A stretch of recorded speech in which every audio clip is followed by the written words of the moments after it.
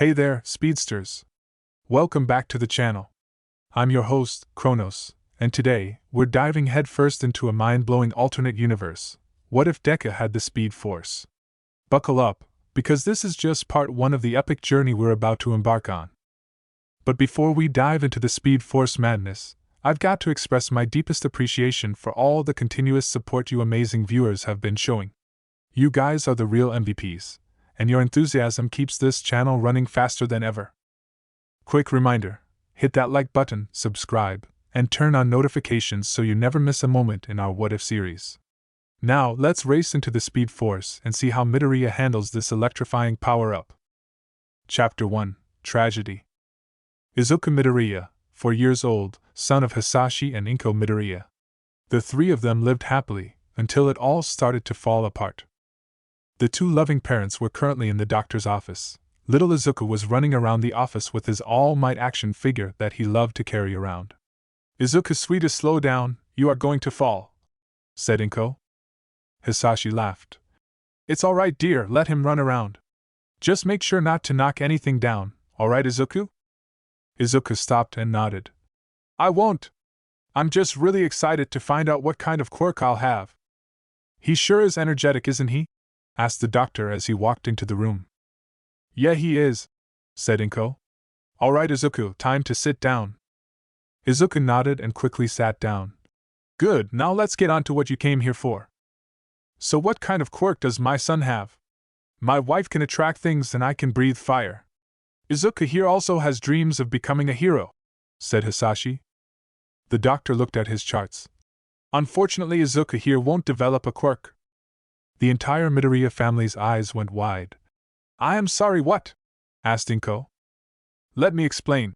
Reaching into the folder, the doctor pulled out an X-ray of Izuku's foot. "You see, those with quirks have only one joint in their pinky toe, while those without quirks have two. In Izuku's case, he has two joints, which in all likeness means that he will not have any powers. Sorry, kid, but you can't be a hero." Izuku dropped his all-might action figure. "Thank you, Doc, we'll see ourselves out." The family then got up and walked out of the doctor's office. The car ride home was quiet. After a few minutes, the family got home. Entering, Izuku didn't say a word but slowly made his way into the other room where he had a computer on. Taking a seat, he began to watch videos of All Might. The two parents stood at the doorway as their son watched the video. Halfway through the video, Izuku spoke but didn't turn around. "Mom, Dad, can I still become a hero? Like All Might?" Inko immediately ran towards her son and hugged him. "I'm so sorry, Izuku. I'm so sorry." Hisashi stood at the doorway looking at Izuku. "I'm sorry, kid, but I don't think you can be a hero. But you sure as hell can be something else." A week had gone by since Izuku got the fateful news. The once energetic boy was now sitting quietly on the sofa. It was the weekend, so this meant everyone was home. Inko was reading a book and Hisashi was washing dishes. After moments of silence, Hisashi couldn't take it anymore. "Alright, kid, let's go." Walking over to the sofa, Hisashi stopped in front of Izuku. "Go get your shoes on, and wear something comfortable." Izuku looked at his father confused. "Where are we going?" Hisashi smiled. "We are going on a run." "A run?" asked Izuku. He looked over to his mother, who nodded. "Alright." As Izuku went to change, Inko got up and walked up to her husband. "Do you think he'll be fine?" "I don't know, but what Izuku needs right now is something to distract him. Maybe he can find that in running," explained Hisashi. Once he was done changing, Izuku met his father outside. "Alright, sport, let's get started." "Where are we going exactly?" asked Izuku. Hisashi smiled. "You'll see, now an important thing about running is that you should keep a steady pace. If you go all out in the beginning, you'll get tired easily. Got it?" "I think so," said Izuku, still slightly confused. "Good enough, let's go." With that, the two began to jog down the stairs and onto the main street. After what felt like hours but in reality was only 30 minutes, and due to the fact that Izuku was still a kid and had nowhere near the amount of stamina Hisashi had, they finally made it to their destination, the beach. With sweat staining his shirt and dripping down his forehead, Izuku was picked up by his father. "So that was difficult, right?" Catching his breath, Izuku nodded. "Why, yeah, why did we do this?" "Before I answer that, look." Hisashi then pointed forward. Turning his head, Izuku's eyes widened. Wow! There in front of him was the red glow of the setting sun as it dipped under the horizon. Beautiful, isn't it? Izuku nodded. That's why I told you to come. I wanted to show you that even though the journey getting here was tough, in the end it was worth it. That's how life is going to be for you, Izuku. There will be times that you feel like quitting, but always remember, one step at a time, and don't ever look back. Being a kid, Izuku didn't fully understand the magnitude of those words, but in time, maybe he will. As father and son watched the sun disappear, Izuku tapped his dad on the shoulder. Hey Dad, I don't know if I can become a good hero like All Might, but I still want to try. Hisashi smiled. That's the best place to start, kid. First we have to decide if we want to start or not. Come on, we should head home. Your mom is probably worried sick. A few years later. Izuku was excited. Today was a special day. It was his 11th birthday. Hisashi took the day off and Inko was at home baking a cake. Izuku was running down the street alone. After he turned 10 and after some convincing from Hisashi, Inko finally allowed Izuku to go running on his own. Stopping at the same beach his father took him years prior, he took a deep breath and took in the cold salty sea air. I can't wait to eat Mom's cake. I should probably head back now. Turning around, Izuku began to head home. These last couple of years life wasn't easy for him. This was especially true in school. After the kids found out he was quirkless, they began to pick on him. The worst one of them being his childhood friend Bakugo Katsuki. Izuku would constantly come home with burns and bruises from the bullying. Inko and Hisashi even went to the principal to complain, but nothing was ever done. They suspected that it was because of Bakugo's quirk. It was strong, and he himself wanted to be a hero.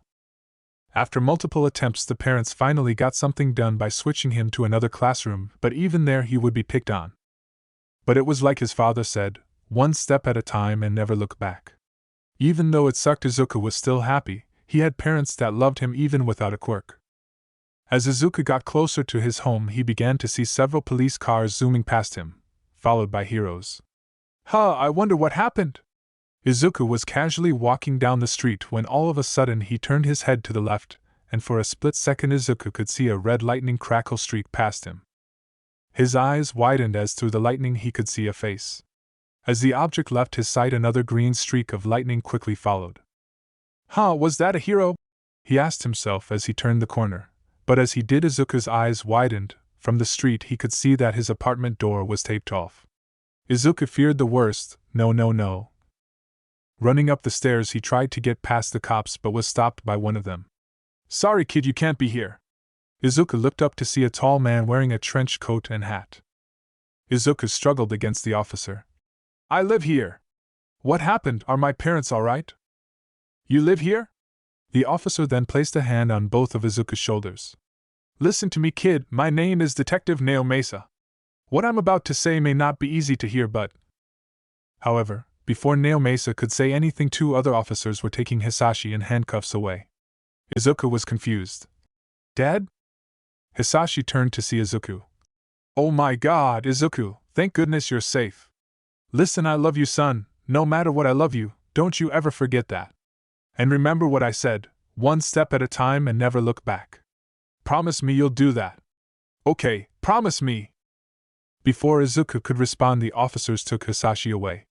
Breaking free from Naomasa's grasp, Izuku ran into his home to find a white cloth covering someone on the floor. Looking around, he could see that the floor was charred and scorched. Walking over to the sheet, Izuku kneeled down and reached for the end of it. Slowly he began to pull away the sheet to reveal his mother, dead. Izuku couldn't believe it. Touching her shoulder, he began to shake her gently. Mom! Hey, come on, wake up! Mom! Please don't go, Mom! Tears began to fall as Izuku shook Inko more, but he knew she was gone. Sobbing and with tears hitting the floor, Izuku looked up to see a cake on the table. That's when Naomasa walked up behind Izuku and covered Inko with the sheet. Izuku, was it? Come on, let's get you out of here and somewhere safe. Do you have any family members we can call? Standing up and with tears in his eyes, Izuku shook his head. And no, if only I was faster, I could have saved Mom. Mom would still be alive. As Izuku was being taken to a police car, Mitsuki and Nozura Bakugo both ran up to him. Izuku! These were the parents of Bakugo. his childhood friend. Looking up, Izuku saw them. Ani uncle! Seeing them caused a sudden surge of sadness to wash over Izuku. Mom, she's… That's when Mitsuki hugged Izuku. I know, dear, I know. Izuku, I thought you didn't have any relatives. Who are you? Asked Naomasa. Mizura then stood forward. We aren't family, we are close family friends. Naomasa nodded. Where are you taking Izuku? We are going down to the police station. After that we are going to call Child Protective Services.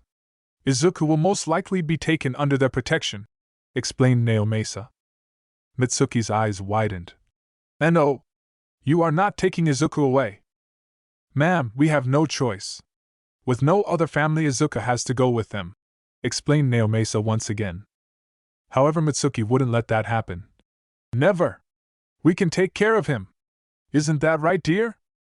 Mizura looked at his wife and saw that she was more determined than ever. He sighed and turned to Naomasa. Is it possible to take care of Izuku? Besides his parents, he's known us longer than anyone. Naomasa thought about it.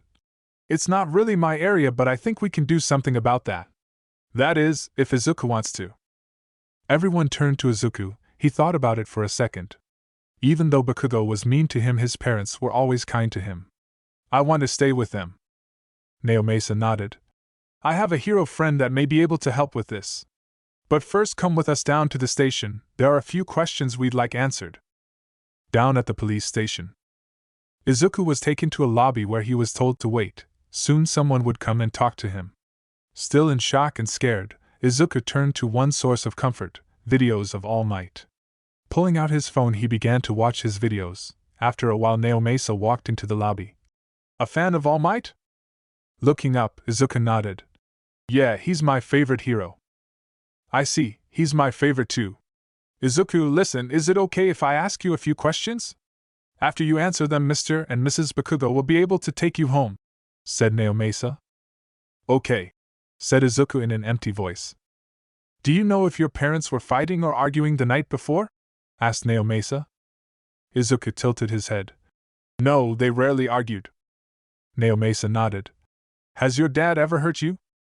Izuku's eyes widened when he noticed what Naomasa meant with that question. You think Dad had something to do with Mom's death? Naomasa stayed quiet, which only confirmed Izuku's suspicions. Getting up from his seat, Izuku balled his fist. You're wrong! My parents loved each other. Dad wouldn't ever do something like that. I believe you. You want to know how?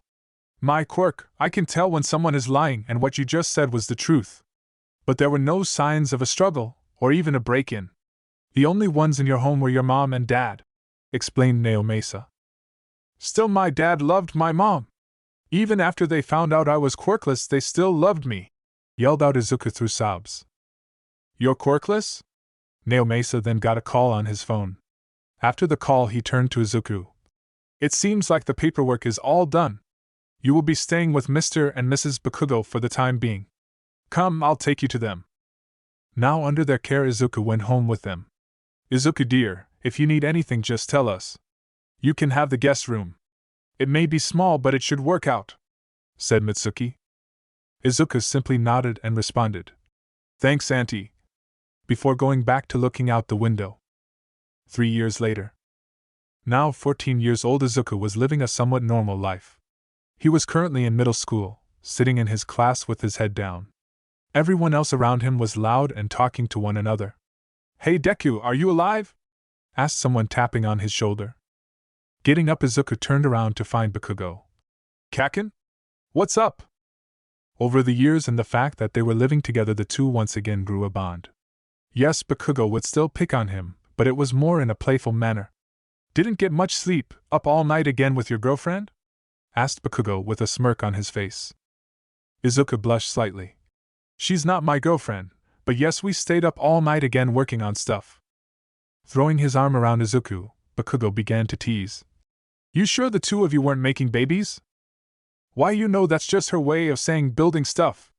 Don't misunderstand, said Izuku as he pushed Bakugo's arm off. Alright, just wanted to make sure, explained Bakugo. Sure about what? Asked Izuku. Bakugo's face turned serious. Still want to go to UA to be a hero? Izuku looked Bakugo in the eyes. Yes. Even though you have no quirk? Asked Bakugo. Yes, I've been training every day, you know. My stamina is amazing thanks to all the running I've done, and thanks to all the junk at the lab I've been gaining some muscle, explained Izuku. You're going to get hurt, said Bakugo. I don't care, said Izuku. Bakugo clicked his tongue. Damn it, Deku! You know you can't be a hero, why even try?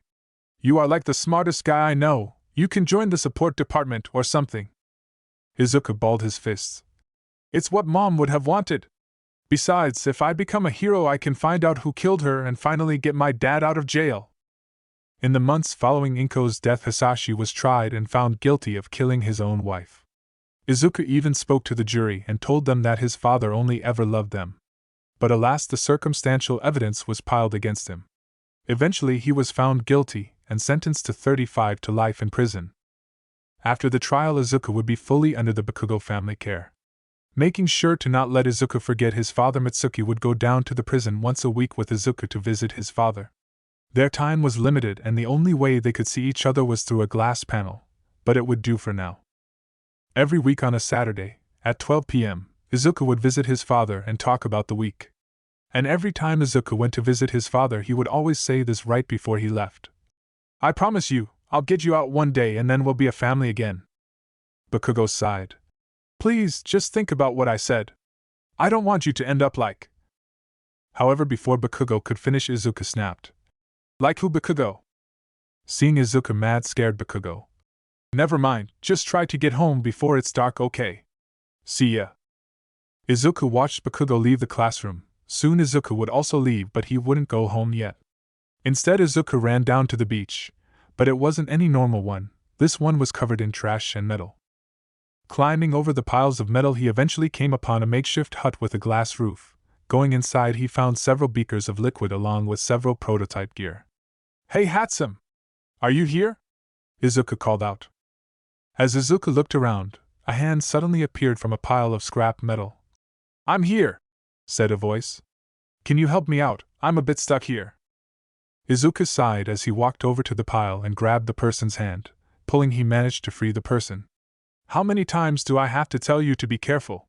This is the 4th time I have found you like this. A girl with pink-colored thick dreadlocks and green-yellow eyes appeared. She wore a black tank top, had a workshop overalls wrapped around her waist, and goggles on her head. Sorry about that, I was taking apart a fridge when the pile fell over. Wait, I just noticed, how did you get here before I did? Izuku narrowed his eyes. Did you ditch school again? Hatsume froze up. What? No. Hatsume, did you ditch school?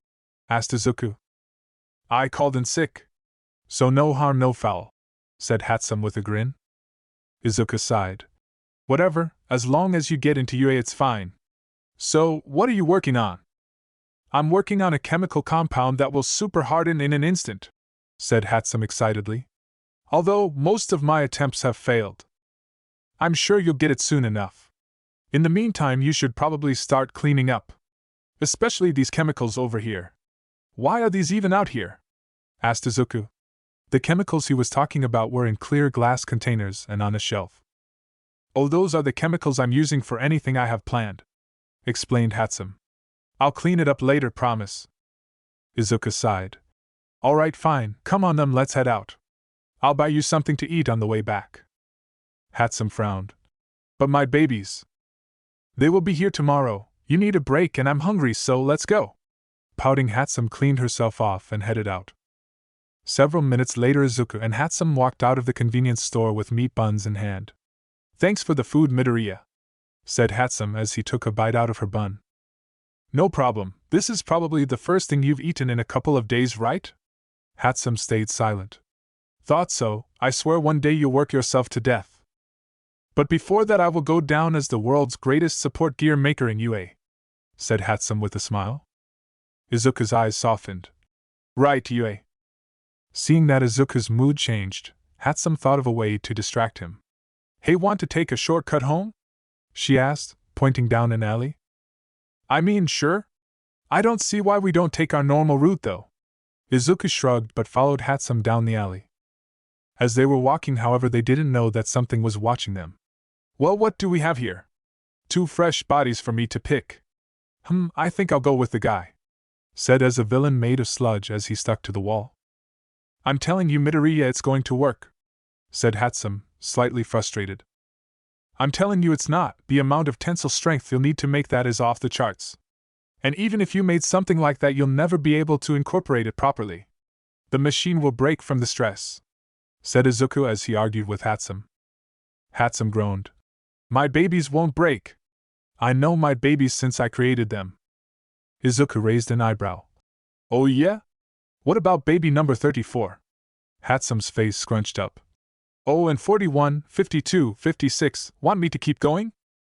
Alright, geez, no need to kick me while I'm down, said Hatsume. Izuku laughed.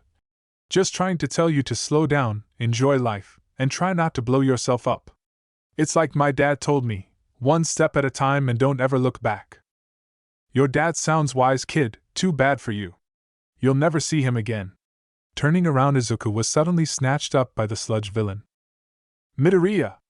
Yelled out Hatsume. The villain then began to try to invade Izuku's body. As he did, Izuku began to move around trying to fight back. Hey kid, stay still, you'll only make things worse for yourself. I just need your body, I don't really need you awake. Feeling his airway starting to be blocked, Izuku's vision began to fade. Sorry Dad, Mom, I couldn't do anything in my life. Even now I'm so helpless. Hatsume was about to jump in to do something, but before she could, a booming voice was heard behind them. Ha ha ha, your time is up, villain. Why? Because I am here. Turning around, Hatsume smiled. No way. There, standing at the end of the alley, was a tall and muscular man with yellow hair. This was All Might, the #1 hero. The sludge villain's eyes widened. Ah hell, I thought I got away from you. All Might laughed. No one can escape me. Now let's finish this, shall we? Pulling back his massive fist, All Might dashed towards the villain. Now in close, All Might threw his fist forward. He didn't even make contact. The sheer wind pressure from his fist was enough to send the villain splattering towards the wall and get Izuku free from his grasp. Catching Izuku before All Might put the boy down. Hey kid, you alright? Coughing out pieces of sludge, Izuku looked up. Instantly he recognized who it was. Hey All Might! Yeah, that's me. So are you alright? Asked All Might. Midoriya! Are you hurt? Please say no, we wouldn't want your ideas going to waste, said Hatsume, running up to him and checking if he was alright. Izuku rolled his eyes. My head is fine, and I'm fine too. Thanks, All Might. It's what I do, kid, said All Might with a smile. Izuku then reached into his backpack and pulled out a notebook.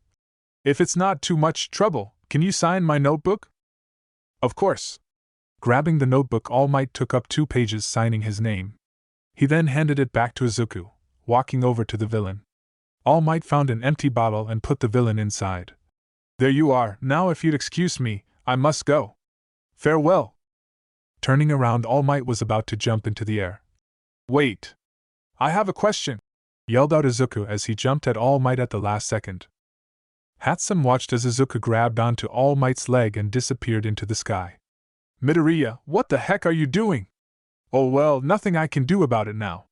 I should probably head home, I'll call Midoriya later. Still though, it looks like it's going to rain. High above her, dark clouds began to roll in. Now in midair, All Might felt something grabbing his leg. Looking down, he was shocked to see Izuku latched on. What the hell, kid, are you crazy? Let me go. If I do that I'll fall, said Izuku as he held on for dear life. Alright, hold on, I'll land. Sliding atop of a roof, the two landed safely. Never do that again, kid. Again, sorry, but I have to go. Izuku reached out. Wait, all I want is to ask you a question. All Might began to cough. I don't have much time, kid. Closing his eyes, Izuku mustered up the courage to ask. Please, I just want to know if I can become a hero without a quirk? But that's when it happened. All Might ran out of time. Shit! Suddenly a puff of white smoke appeared around the hero. Izuku opened his eyes to see a very thin, frail-looking man. Who the heck are you? Fanning the smoke away, the man spoke. It's me, All Might. Izuku couldn't believe it. Man, I didn't expect for someone to find out about this. What happened to you? The All Might I know is strong, said Izuku. All Might sighed. Well, since you already know this much, might as well show you. Raising his shirt, All Might showed Izuku a horrendous wound on his side. Pretty nasty, right? I got in a fight with a villain years ago. My entire respiratory and digestive tracts are in shambles, not to mention that my stomach is all but gone. As of now, I can only be a hero for a few hours at most. Izuku couldn't believe it. The image of the invincible All Might he had in his head was now shattered. Listen, kid, don't go around telling people this, it's a pretty well-kept secret. All Might then began to walk toward a door on the roof. As for your question, no, I don't think you can be a hero without a quirk. It's too dangerous, you can be a cop or something. It's not as glamorous as a hero, but they do good work also. Anyway, I'll see you, kid. Now alone on the roof and with dark clouds covering the city, Izuku clenched his fist. Not again. Walking down the building, Izuku decided to go, not home, but rather back to the beach. As he walked down the streets, it suddenly began to rain, but Izuku didn't care. Finally making it to the beach, he went straight into the makeshift hut. Grabbing a towel on one of the workbenches, he dried himself off. That's when Izuku's phone suddenly began to ring. Reaching into his pocket, he noticed that it was Hatsume. Sighing, he decided to pick it up. Hello? Midoriya! Where are you? The rain suddenly came down, did you make it home? Asked Hatsume. No, I'm back at the beach. I'm taking shelter inside the hut right now, explained Izuku. Hatsume noticed something in Izuku's voice. Midoriya, are you alright? You sound kind of down. Izuku stayed silent for a couple of seconds before forcing himself to smile. It's nothing really. Hatsume didn't believe him. I don't believe you. I'm going down to the beach now. No, don't, said Izuku a little too quickly. I mean, it's raining and I wouldn't want you to get sick. Besides, if you come here, I'll make you clean up. Hatsume groaned. Fine, but if anything is bothering you, you know you can talk to me, right? I know, I just need time, that's all. Thanks, Hatsume, really thank you, said Izuku. Of course. I'll always be on your side, Midoriya, no matter what, said Hatsume, which made Izuku smile. But just as he was going to respond, Izuku looked towards the containers of chemicals and noticed that they were floating. The liquid inside the beakers looked like they just lost their gravity and were floating in the air. What the? That's when it happened. Looking up, Izuku's eyes widened when he could see something crash through the glass roof, shattering it. Whatever it was, it managed to hit Izuku and throw him into the batch of chemicals. Glass and metal pieces scattered the floor as Izuku lay seemingly unconscious and with cuts over his body. The last thing Hatsume heard was a loud boom followed by crashing. Midoriya! Hey, Midoriya! Are you there? Oh no! Chapter 2, New Powers? The doors to the emergency room of the hospital bursted open. What do we got? Asked a female doctor as several nurses wheeled Izuku on a stretcher.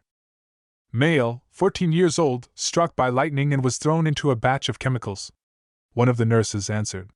BP is 80/60th, low but stable. Come on, Midoriya, stay strong, said Hatsume as she followed behind them. This kid is still alive, he's lucky they found him when they did. Alright, let's put him on the bed, 1, 2, 3. With the help of the nurses, they managed to put Izuku on a bed. Alright, kid has some burns and cuts on his body, let's get those patched up. Hatsume stood at the doorway pacing back and forth as they began to work on Izuku. However, as they were putting some sensors on Izuku, his heart rate suddenly skyrocketed. What the hell? What's going on? He should be fine. That's when the EKG machine began to flatline. Starting chest compressions. One of the nurses then began CPR. That's when another came in with the AED. Hatsume covered her mouth in pure shock as Izuku's body began to shake. And Midoriya? That's when another nurse walked up to her. Sorry, we need the room, you have to leave. No, I want to stay. Please let me stay, yelled out Hatsume, but the nurse simply grabbed her shoulders and pushed her out of the room. Almost in tears, Hatsume looked through the glass panel. Clear! A nurse yelled out as the machine shocked Izuku. Suddenly the lights inside the room turned off. Now a power outage? Come on, focus, we need to get this kid back. Chest compressions, ordered the doctor. After 4 minutes of chest compressions, the lights finally came back on. That meant that they could use the AED again. Hatsume watched from outside as Izuku's body jerked up from the repeated shock. A few minutes later, Mitsuki and Masaru walked into the waiting room. Sprinting towards the desk, Mitsuki demanded to see Izuku. Unfortunately for her, they were still working on him and couldn't see him now. They did, however, find Hatsume sitting alone in a chair in the lobby. "Hatsume? What are you doing here?" asked Masaru. "It's all my fault," Hatsume said, much to their confusion. "If only I cleaned up those chemicals, Midoriya wouldn't be here." "Hatsume, what happened to Midoriya?" asked Mitsuki. Looking up and with tears in her eyes, Hatsume responded. "Midoriya got hit by lightning and was thrown into some chemicals. I heard it all on the phone. I got worried, so I went to the hut, and there I found Midoriya on the floor, barely breathing. The last I saw him, his heart stopped beating. It's all my fault." That's when Mitsuki kneeled down and grabbed Hatsume's hand. "This wasn't your fault, dear. This was just a series of unfortunate events. Don't blame yourself. Besides, you of all people should know Izuku won't go down without a fight." Masaru nodded. "That's right. If anything, Midoriya will come out of this running like he always does." Hatsume nodded. "Maybe you're right." A few hours had gone by now and still no word on Izuku. That is until a nurse came out from the front and called out Izuku's name. The three of them quickly got up and were escorted to where they were keeping Izuku. Walking into a room, Izuku laid on the bed with his shirt off and several wires attached to him. Standing at the end of the bed was the doctor who treated him. "Izuku here is lucky to be alive. Thanks to being struck by lightning, his heart became erratic. He suffered multiple seizures. We have him stabilized for now, at least. That could change later." Mitsuki raised an eyebrow. "You're not telling us something. What happened to him?" The doctor sighed. "He's in a coma." Everyone's eyes widened.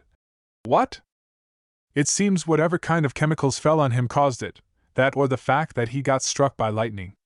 We don't know when he'll wake up or if he will at all," explained the doctor. "And no," said Hatsume as an overwhelming sense of guilt fell over her. "What do we do now?" asked Masaru. "We wait. Izuku will stay here in the meantime, where we will monitor his vitals and take care of him," explained the doctor. Masaru hugged Mitsuki as she stood beside Izuku. "No matter how long it takes, we'll be right here waiting for you, kid," said Masaru. Hatsume sat on a chair beside Izuku. Reaching out, she grabbed his hand. "I'm sorry, Midoriya." The following days, Hatsume would get out of school and head straight to the hospital. Usually she would see Mitsuki there sitting by Izuku's side. "Hey, Mrs. Bakugo." Hatsume, how are you?" asked Mitsuki. "I'm good. Any changes?" asked Hatsume. Mitsuki shook her head. "No, he's still not showing any signs of waking up." Hatsume frowned. "I see. Do you mind if I stay here for a while?" "Not at all. In fact, I think Izuku would love your company," said Mitsuki with a smile. "Plus, it will give me a chance to stretch my legs, so watch over him, will you?"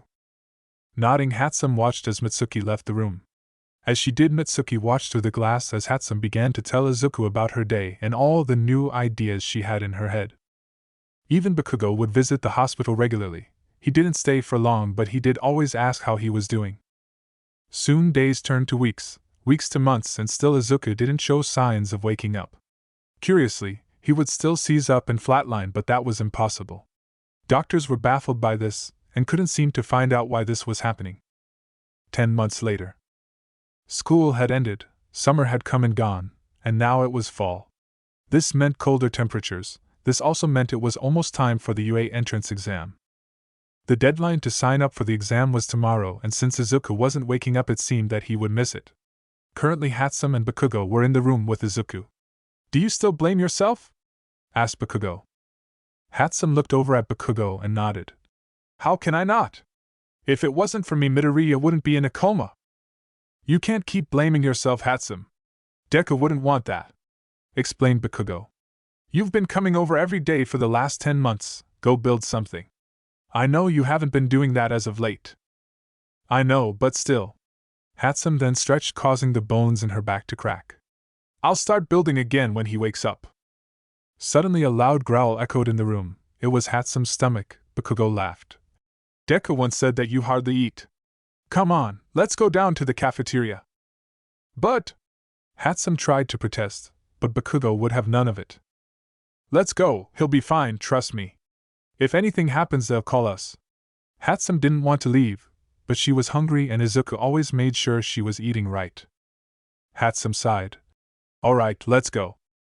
The two then walked out the room and began to head towards the stairs. But just as they were halfway down the stairs, a loud boom echoed throughout the hospital, followed by a shockwave that knocked the two off balance. Catching themselves on the railing, they looked at each other. What was that? Asked Hatsume. Like hell if I know! Yelled out Bakugo. Midoriya, we need to go see if he's alright, said Hatsume as doctors and nurses ran down the stairs. Bakugo agreed. Let's go. As they ran up the stairs, they quickly made it to Izuku's room to find him gone from his bed. To their surprise, they found him standing up and awake. Hatsume couldn't believe it. And Midoriya?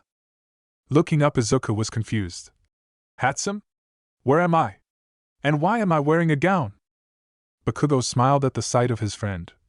You're in a hospital, idiot. Kaken? Why am I in a hospital? Asked Izuku, even more confused. You don't remember? About that night? Asked Hatsume. Izuku thought about it. The last thing I remember was being at the hut when it was raining, then a loud sound. You were hit by lightning, explained Bakugo. Izuku's eyes went wide. Lightning! And you were in a coma, added Hatsume. A coma? How long was I asleep for? Asked Izuku. Hatsume and Bakugo looked at each other. 10 months, said Bakugo. 10 months? Izuku laughed nervously. 10 months, oh god, Dad, he must be worried sick. Izuku struggled to get those last few words out. Midoriya, are you alright? Asked Hatsume as she slowly approached him. Suddenly Izuku felt his legs give out from under him. Running over, Hatsume caught him before he hit the floor. Bakugo, call the doctors. Nodding, Bakugo opened the door and yelled out that they needed help. The nurses were the first to arrive and they were just as shocked to see Izuku awake. They quickly put him back on the bed and called for the doctor. Mitsuki and Masaru were also called and were in the hospital within minutes. Running into the room, they found Izuku awake and alert, laying on the bed. Mitsuki was almost in tears. Izuku. Izuku smiled.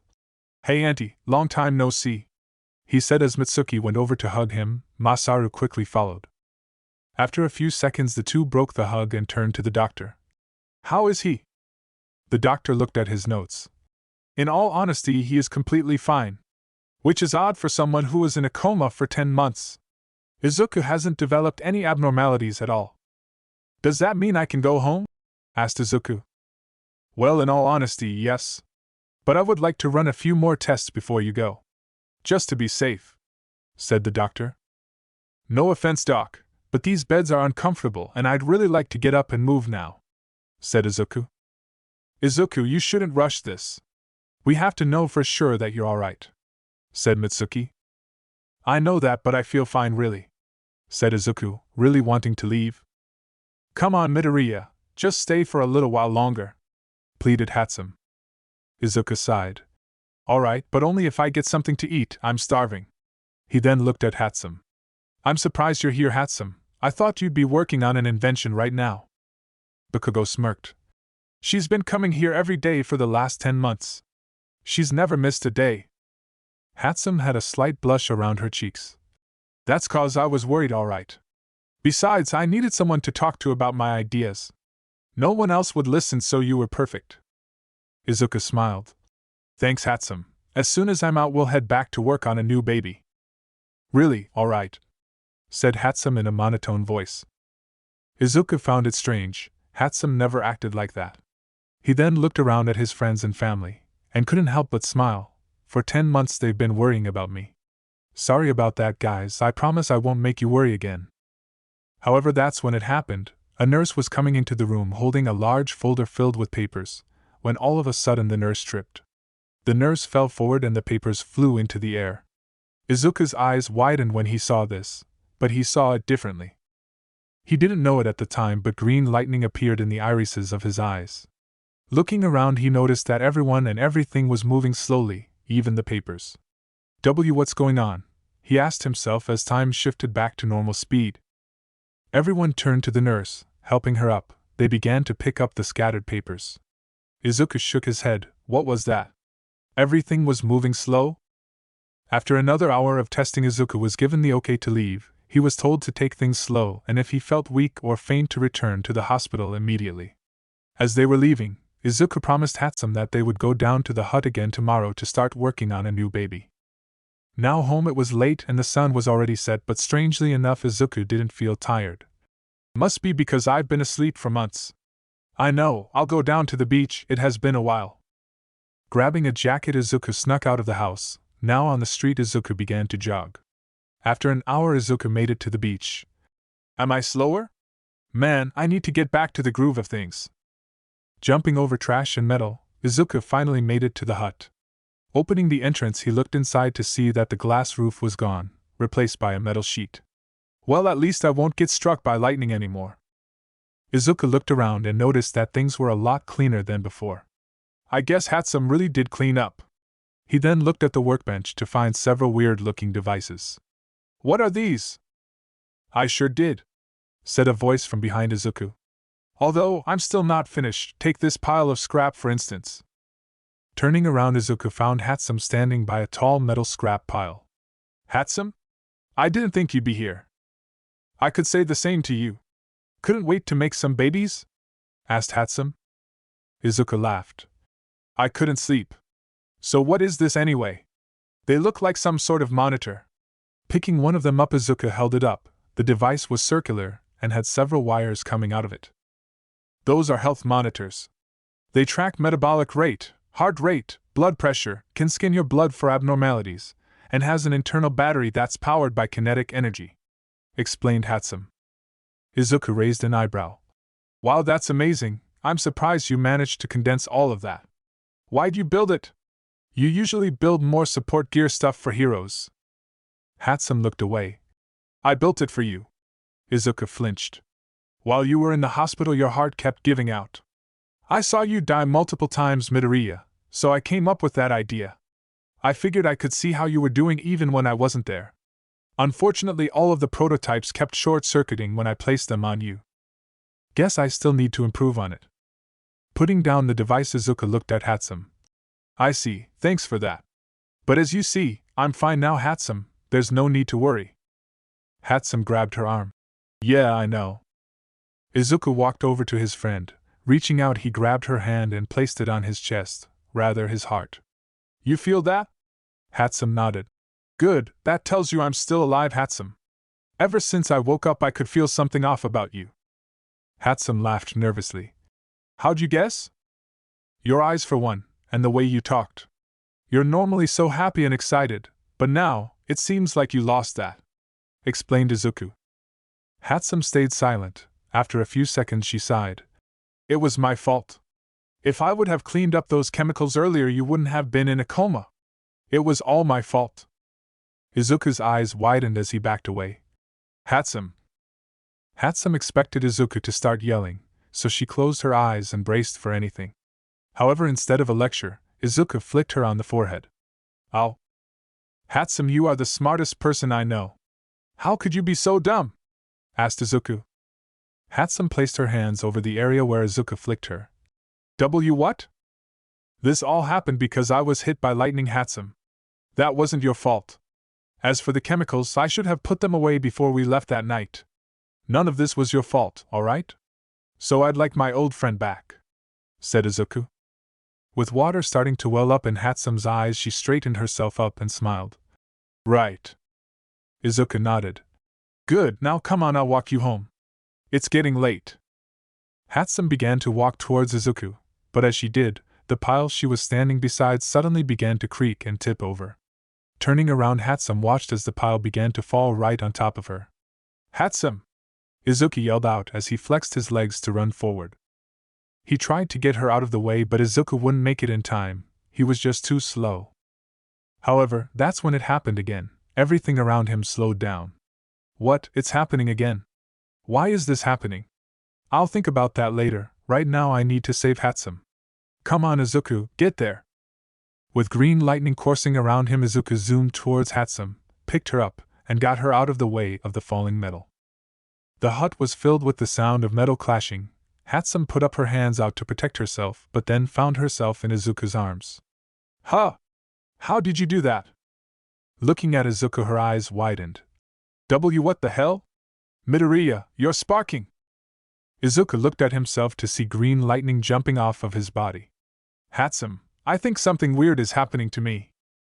You can say that again, said Hatsume as the hut was lit up with green lightning. The next day, sunrise. With last night's event still fresh in their minds, Izuku and Hatsume got to figuring out what was happening to Izuku. The two were currently down by the shoreline surrounded by trash. So let's go through this one more time, said Izuku. From what happened last night, it seems like I somehow got the power to move my body at incredible speeds. Hatsume nodded. Seems that way. Alright, enough talk, let's see what's really going on. With a baby in hand, Hatsume began to scan Izuku's body. This is unbelievable. What is? Asked Izuku. Your cells, they are somehow in a constant state of regrowth. I've never seen anything like this. Normally cells take hours to regrow, but you're doing it in seconds. Putting the device away, Hatsume suddenly reached for Izuku's shirt.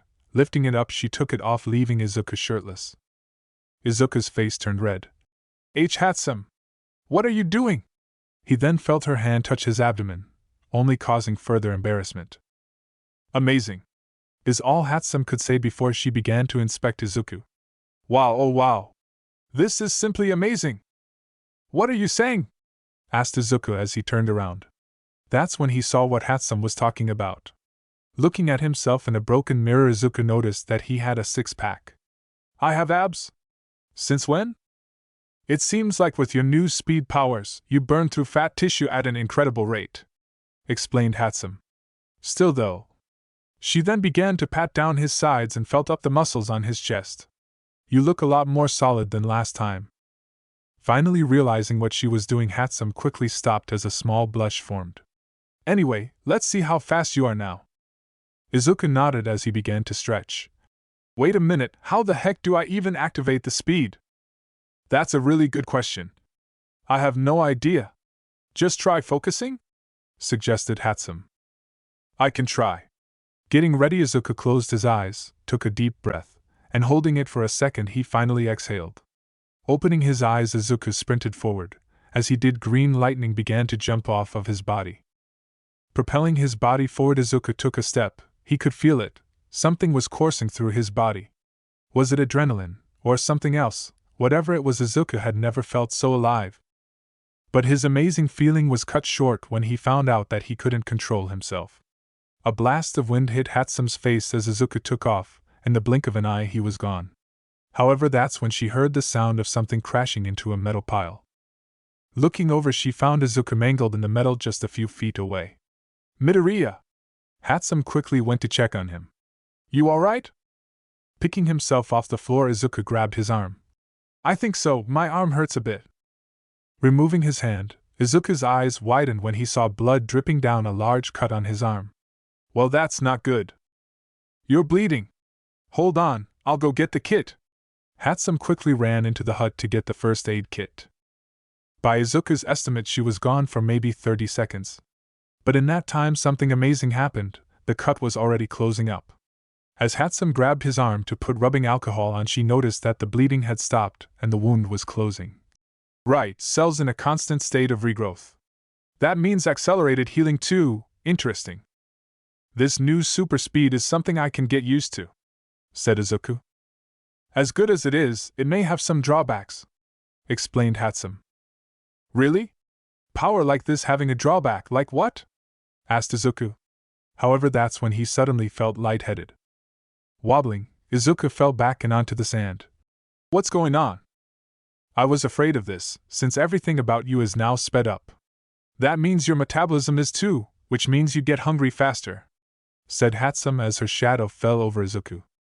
With his stomach growling, Izuku raised an arm. Food, please, anything. Hatsume smiled.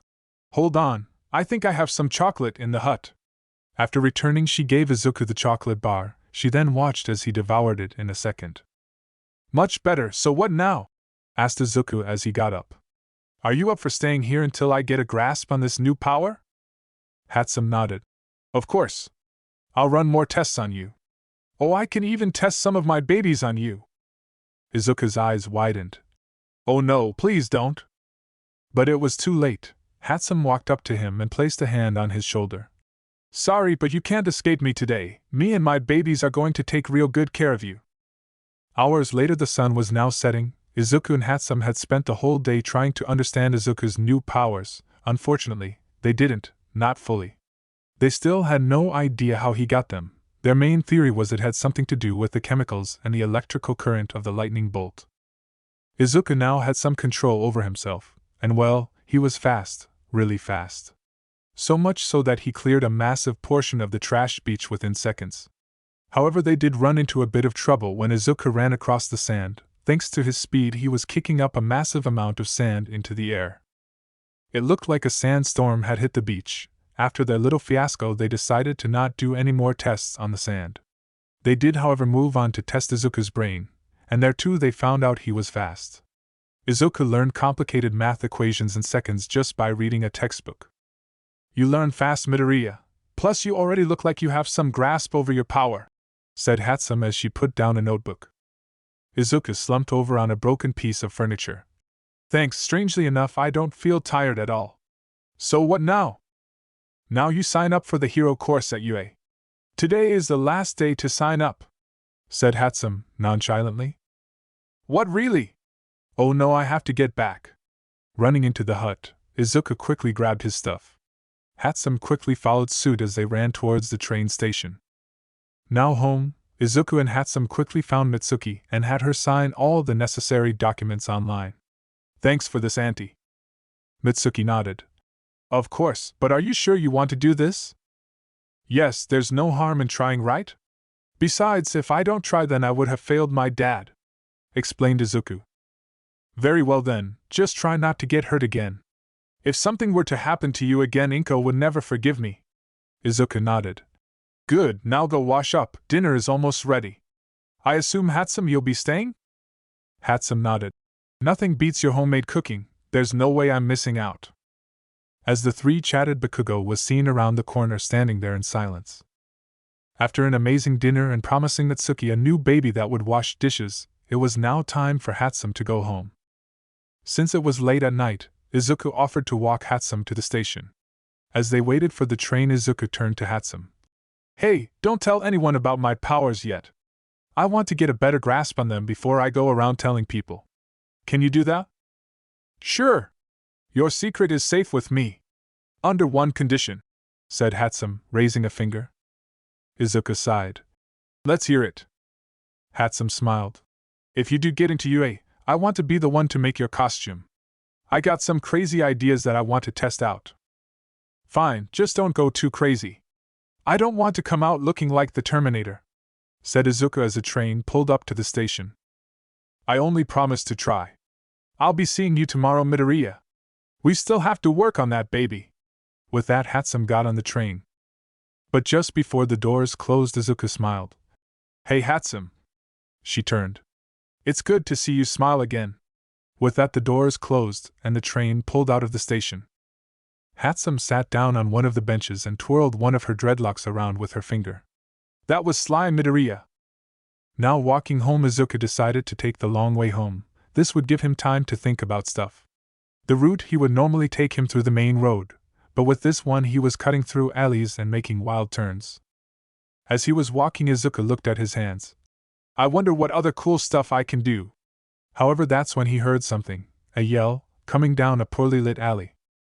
Looking down it, Izuku could see the faint silhouette of three people. One of them was surrounded by the other two. The person yelled again, but this time it was a cry for help. Someone! Anyone help! Izuku pulled out his phone to call the cops but stopped. They won't make it here on time, that person needs help now. But I still don't have full control of my speed. He then heard a loud slap, and one of the figures fell to the ground. Damn it, Izuku! Just go already! With green lightning sparking off of his body, Izuku zoomed towards the people down the alley. The girl that was in the alley was pushed to the ground as the two men took her purse and began to run away. But before they could even get 3 feet away, green lightning sparked around them. What is going on? A hero? Let's go! Before they get here, said one of the men.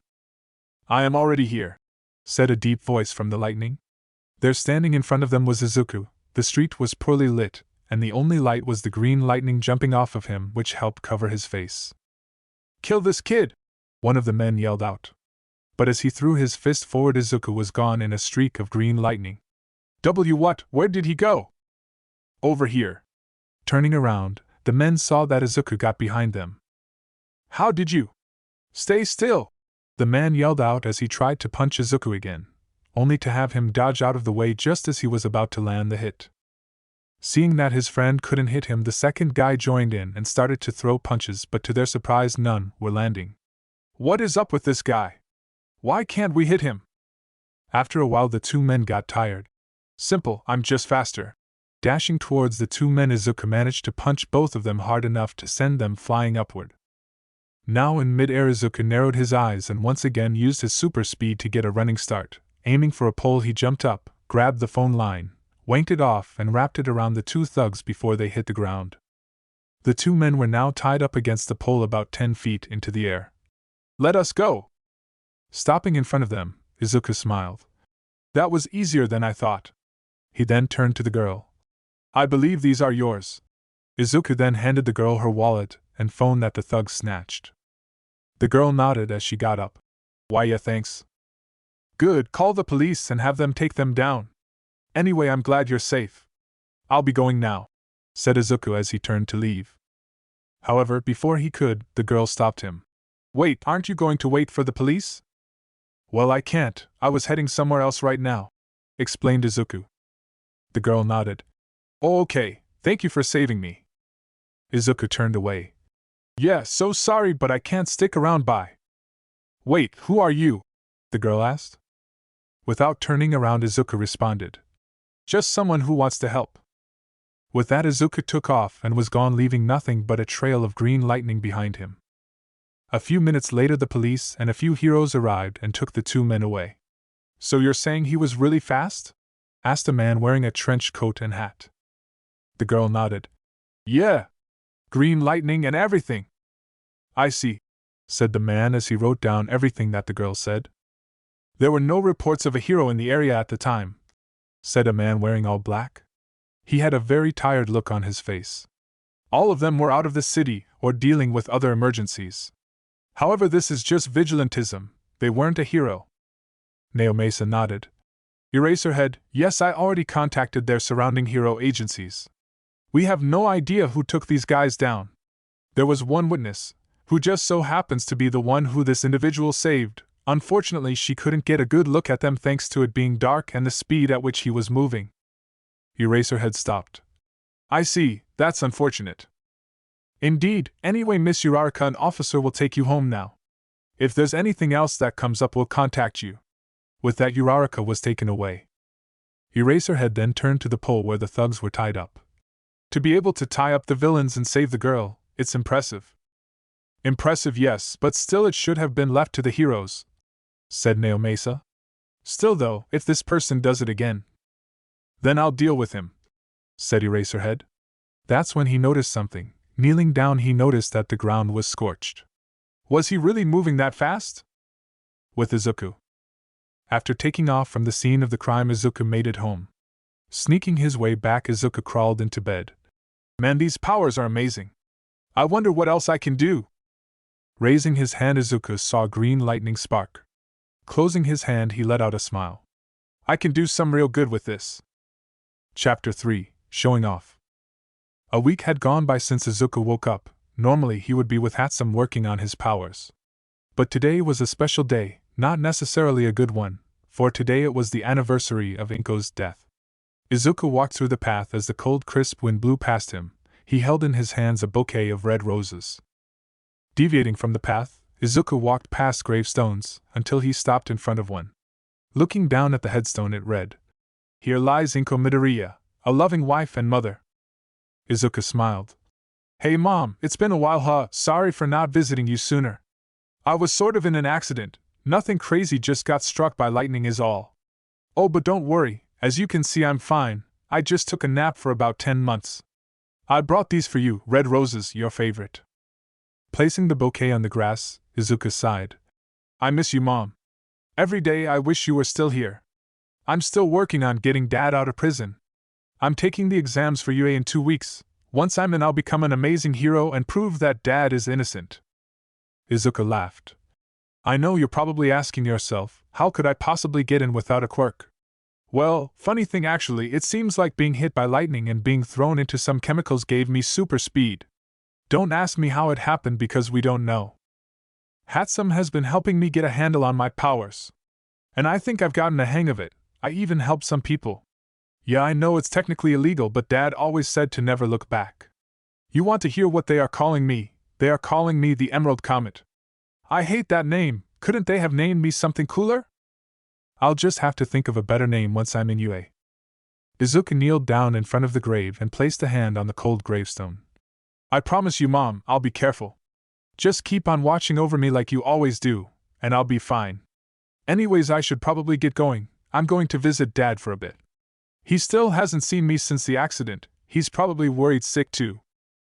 I'll come by more regularly now, bye Mom. With that, Izuku stood up and began to walk away from the gravesite. After taking 2 trains, 2 buses, and a 20-minute walk, Izuku finally made it to the prison. After being forced to give up all electronics and personal items, Izuku was led into a room with a long glass panel separating the room. There were multiple sections that were for one person. Each of them had a phone on either side of the glass, so people could talk. After taking a seat, the door on the other side of the glass opened up and out walked his father, still chained up. After taking a seat, Hisashi smiled as he grabbed the phone. Izuku did the same. Good to see you're still alive, kid. Izuku smiled. It's good to see you too, Dad. That's when Hisashi started. Are you sure you're feeling all right? Did the doctors say anything after you got out? What about long-term effects? Being hit by lightning is no laughing matter. When Mitsuki and Masaru told me what happened, I almost broke out of here. Izuku laughed. Dad, slow down. Breathe. Hisashi took a deep breath and exhaled. Good, now I know where I get my mumbling from. Seems like that's the only thing I inherited from you. Hisashi shrugged. What are you saying? You got my irresistible looks.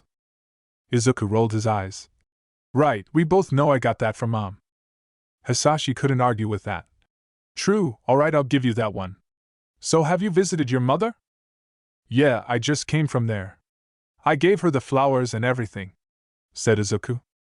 Good, I feared that you would have forgotten about your mother. Good to see that you haven't. So, besides falling into a coma, what have you been up to? Asked Hisashi. You know, same old, same old. I had a lot of school work to cover, but I already got that done, explained Izuku. I am now officially a middle school graduate. Attaboy, I'm proud of you, son. So what's next? What high school have you picked out? Asked Hisashi, happy to see his son grow. Izuku flinched. Well, about that. Hisashi saw that look in Izuku's eyes. No, Izuku, you can't. We've been over this. Dad, I can do it, I just know I can, said Izuku. No, you could get hurt, or worse, said Hisashi. Being a hero is too dangerous. It's fine, I'll be careful, said Izuku. Besides, I'm not weak anymore. Hisashi sighed. Please, Izuku, this is for your own good. You can't keep forcing yourself to do this. But I'm not, I want to do this. If I get into UA, I can be a real hero and get you out of here, said Izuku. Hisashi rubbed the bottom of his lip. I've accepted my fate, Izuku. It's about time you forget about me and live your life. You can't keep making decisions about your life around me. I'm just holding you down. Izuku's heart rate began to increase. But you're not holding me down. I want this, I want to get you out. And I intend on doing it. What would your mother say? Would Inko really let you take such a risk? Izuku stayed silent. See, she wouldn't. Your mother wanted nothing else but to keep you safe. I know, Dad, and I get it, but I'm not a little kid anymore, explained Izuku. I just don't want you throwing your life away for someone like me, said Hisashi. Izuku slammed his fist on the metal armrest, startling the guards. For someone like you? You're my dad. How could you say something like that? Izuku, people are going to find out what I did. Remember what you told me when the kids in middle school found out? Izuku breathed in heavily. Do you really want to go through that again? If you just talk to Mitsuki about changing your last name, you can avoid it. Izuku hung his head. I already told you I'm not changing my last name and that doesn't matter, besides not everyone is like that. Remember Hatsume, she never brings it up even after she found out. Yes, but from what you tell me, Hatsume is a special case. If you get into UA, how will your classmates react when they find out that your dad is a killer? Asked Hisashi. You're not a killer, Dad, we both know you didn't do it, said Izuku. Besides, I don't care what others think or say, they don't know you like I do. Plus, the whole reason why I want to be a hero and get into UA is to prove your innocence. So we can find the person in the red lightning. Hisashi looked away. Izuku. I know it sounds crazy, but you have to believe me. They are still out, the villain is still out there, said Izuku. The police didn't find him, Izuku, it was all your imagination, said Hisashi. It wasn't. I know what I saw, and if I can just... However, that's when Hisashi put his foot down. That's enough, Izuku, said Hisashi, raising his voice. Izuku flinched. You can't live your life chasing after something that might not even be involved with what happened with your mother. Izuku had tears in his eyes. But I have to. I refuse to let you rot in here. I will find whoever killed Mom and get you out. I swear. As father and son looked at each other through the glass, a guard came out from behind Hisashi. Time's up. Hisashi nodded. I have to go, kid, just consider what I said, okay? Izuku didn't want to, but he agreed nonetheless. Alright, Dad, I'll come back after I find out if I got into UA or not. I love you. As the guard grabbed Hisashi, he smiled. I love you too, Izuku. You still remember what I told you when you were little, right? Izuku nodded. Yeah, one step at a time, and never look back. With that, the guard took Hisashi away, leaving Izuku alone. Taking a moment to compose himself, Izuku got up and began to walk out of the visitors' area. As he was being checked out and grabbing his stuff, he heard an all too familiar voice. Midoriya! Is that you? Looking behind him, Izuku saw Naomasa standing there. Oh hey Naomasa. You're finally awake! When I heard you got hit by lightning and fell into a coma, I went to visit you a few times. It's good to see you up and walking again, said Naomasa. Yeah. Over the years, Izuku and Naomasa were in contact with each other. Naomasa wanted to get Hisashi out of prison, but he needed proof. Any progress on my dad's case yet? Naomasa shook his head. Sorry, but no. Izuku grabbed his stuff. I see, would be a lot faster if you'd use your quirk on my dad. I know, but with your dad it doesn't seem to work. I can't tell if what he says is a lie or a truth, explained Naomasa. And with the evidence Izuku turned to Naomasa. I don't want to hear your excuses, Naomasa. I want you to get my dad out of jail. Naomasa was taken aback. I know how you must feel, Midoriya. Izuku raised an eyebrow. Do you really? My dad is in prison for something he didn't do. Do you know how many times I've been called the son of a killer? How many times people have ignored me, not just because of my dad, but also for the fact that I'm quirkless? Asked Izuku. Naomasa stayed quiet. All I'm trying to do is help Midoriya. You want to help? Good, fine, be my guest, but why not work a bit more on his case? You did help put him there after all, said Izuku as he turned to leave. Once out of the prison, Izuku's lip trembled. It was taking everything he had just to hold back his emotions. After walking down the street, Izuku passed the bus stop and turned down an alley. Looking around, he saw that no one was around. Clenching his fist, Izuku wanted to scream, but now with his new powers he found a new way to vent: running. With green lightning suddenly jumping off of his body, Izuku ran down the alley, zooming past people, cars, buses, trains, and even some heroes. But all couldn't catch him, or even had time to react. All they saw was a green trail of lightning crackling past them. Within seconds, Izuku made it to the beach. Stopping in front of the hut, he wiped the tears off of his eyes and walked inside. He needed full control over his powers, and he needed to do it fast. The UA entrance exams were coming up fast. Hatsume, you in here! Yelled Izuku. From behind a pile of gadgets, Hatsume appeared.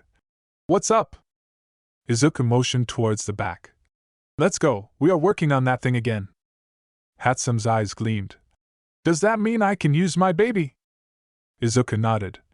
Yes, you can use your baby. Letting out a small squeal, Hatsume quickly ran off to get her baby. 2 weeks later, UA entrance exam.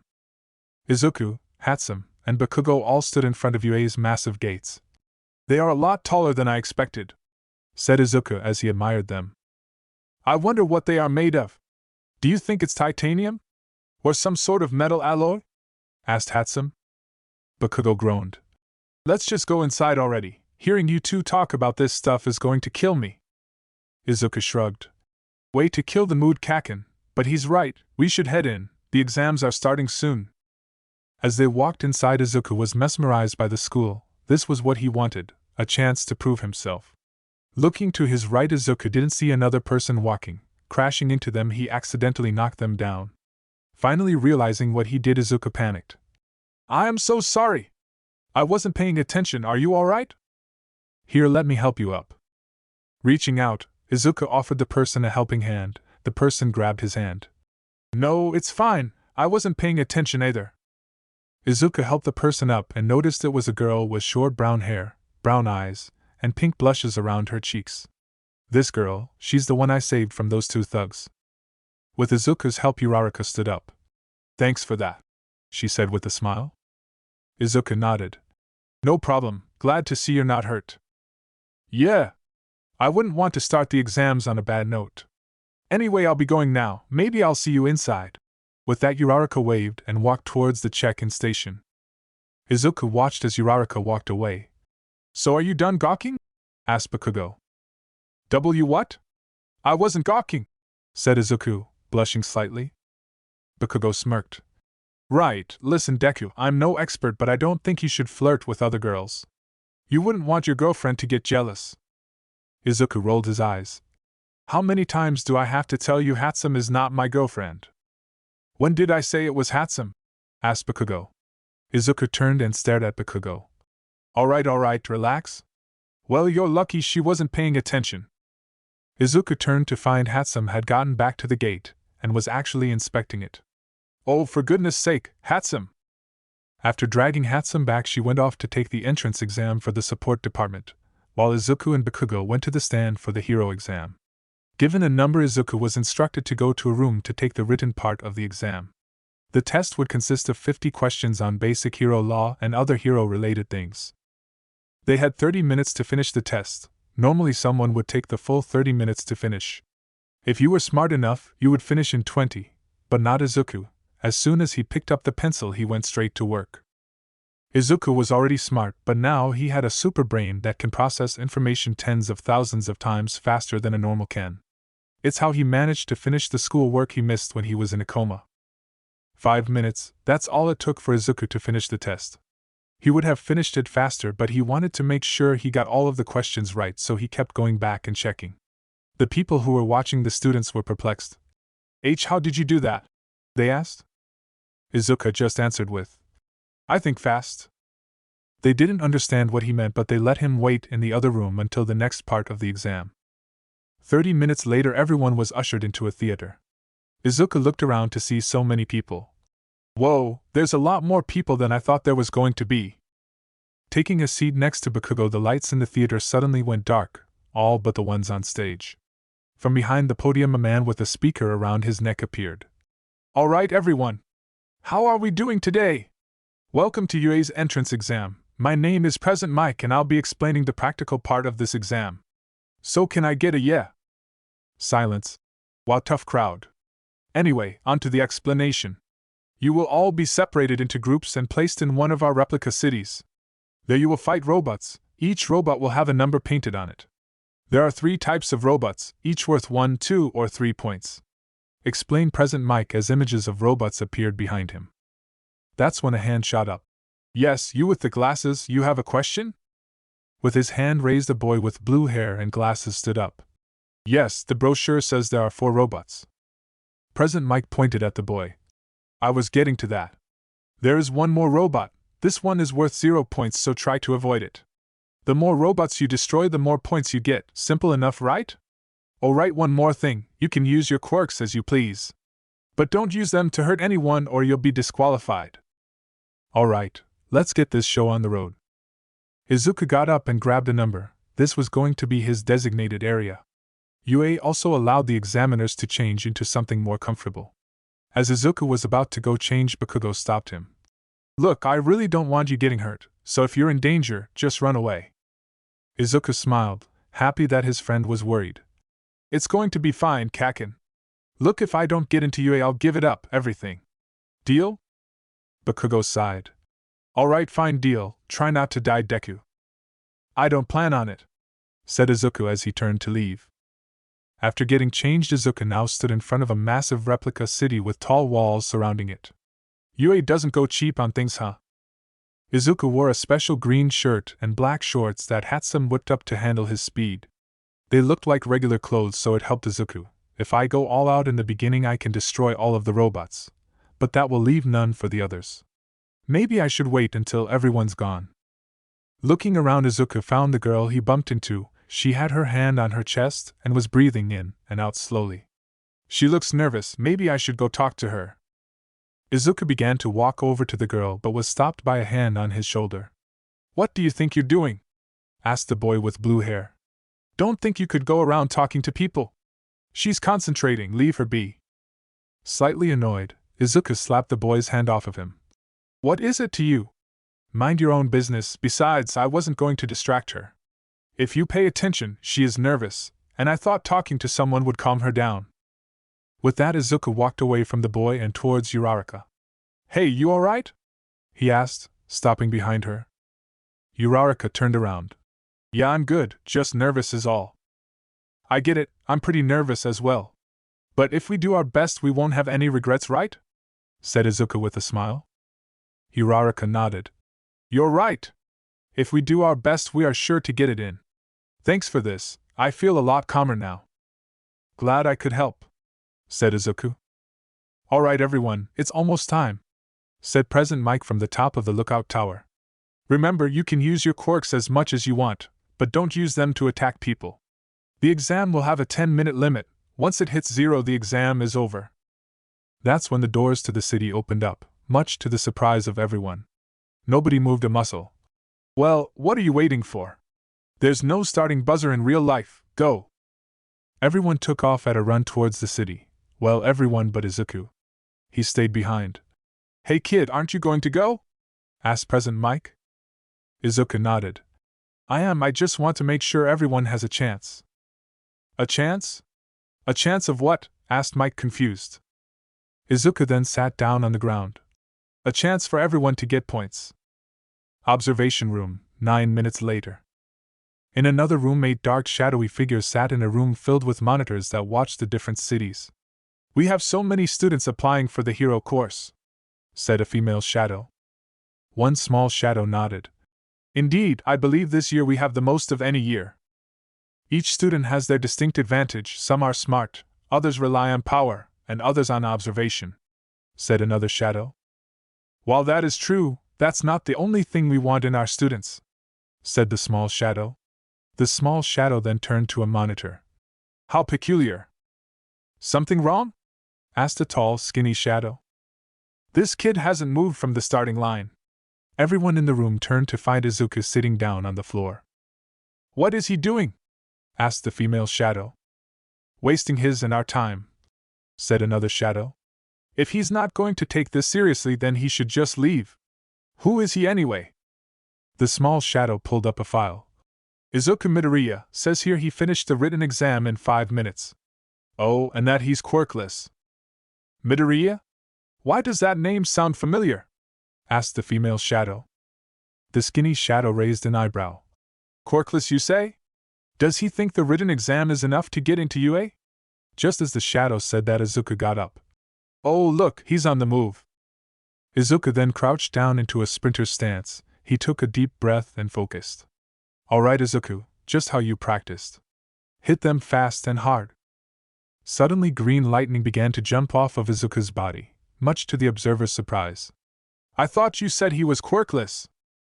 Down at the city, Izuku smiled as he felt the power course through his veins. Jumping forward, Izuku took off, leaving nothing but green lightning trailing behind him. One of the shadows stood up. That lightning, it's just like the description. There's only 1 minute left, I think it's time to release the Titan, don't you think? Asked the small shadow. The female shadow nodded and pressed a button on the desk. The fake city. Uraraka had just lifted a robot into the sky thanks to her quirk, zero gravity. By touching an object with all 5 of her fingertips, she could remove the gravity on said object, making it weightless. Release! Then by touching her fingertips together, she could cancel her quirk and return the gravity, causing the robots to fall and break on impact with the ground. However, like with every quirk, it came with a drawback. If Uraraka used it too much, she would become nauseous and feel very sick to the point of throwing up. Wobbling to the side of the road, Uraraka held back the urge to throw up. I need more points. But try as she must, Uraraka was already at her limit, any more and she wouldn't be able to move. Uraraka ran towards another robot with the intent of destroying it, but as she stretched her hand to touch it, the robot suddenly shattered. Her eyes widened when out of nowhere green lightning passed her. What was that? Looking back, she saw as the green lightning began to bounce from building to building, from street to street, destroying any and all robots in sight. All of the students looked around confused. 1 second they were taking down robots, the next all of the robots were nothing but scrap metal in front of them. What just happened? They all asked. Observation room. The female shadow still had her finger on the Titan button when all of a sudden the screens were filled with green lightning. The teachers couldn't see what was happening, all they saw was the broken robots left behind. What? This guy is fast, said a shadow. Is it really that Quirkless kid? Asked another shadow. I think it is, but the camera can't lock onto him. He's moving too fast, said the small animal shadow. Stepping forward, one of the shadows became clear. It was Aizawa. This lightning, it couldn't be. Could he be the one from that night? Back in the city? After destroying the remaining robots in the city, Izuku slid to a stop. Phew, that was fun! I could have kept going, but they ran out of robots. Looking down in his hand, Izuku held a piece of wiring from one of the robots. Hey kid, was that you? Asked someone. Looking up, Izuku noticed that it was Present Mike hiding behind the tower. Yeah, that was me, why? You almost blew me away. Literally.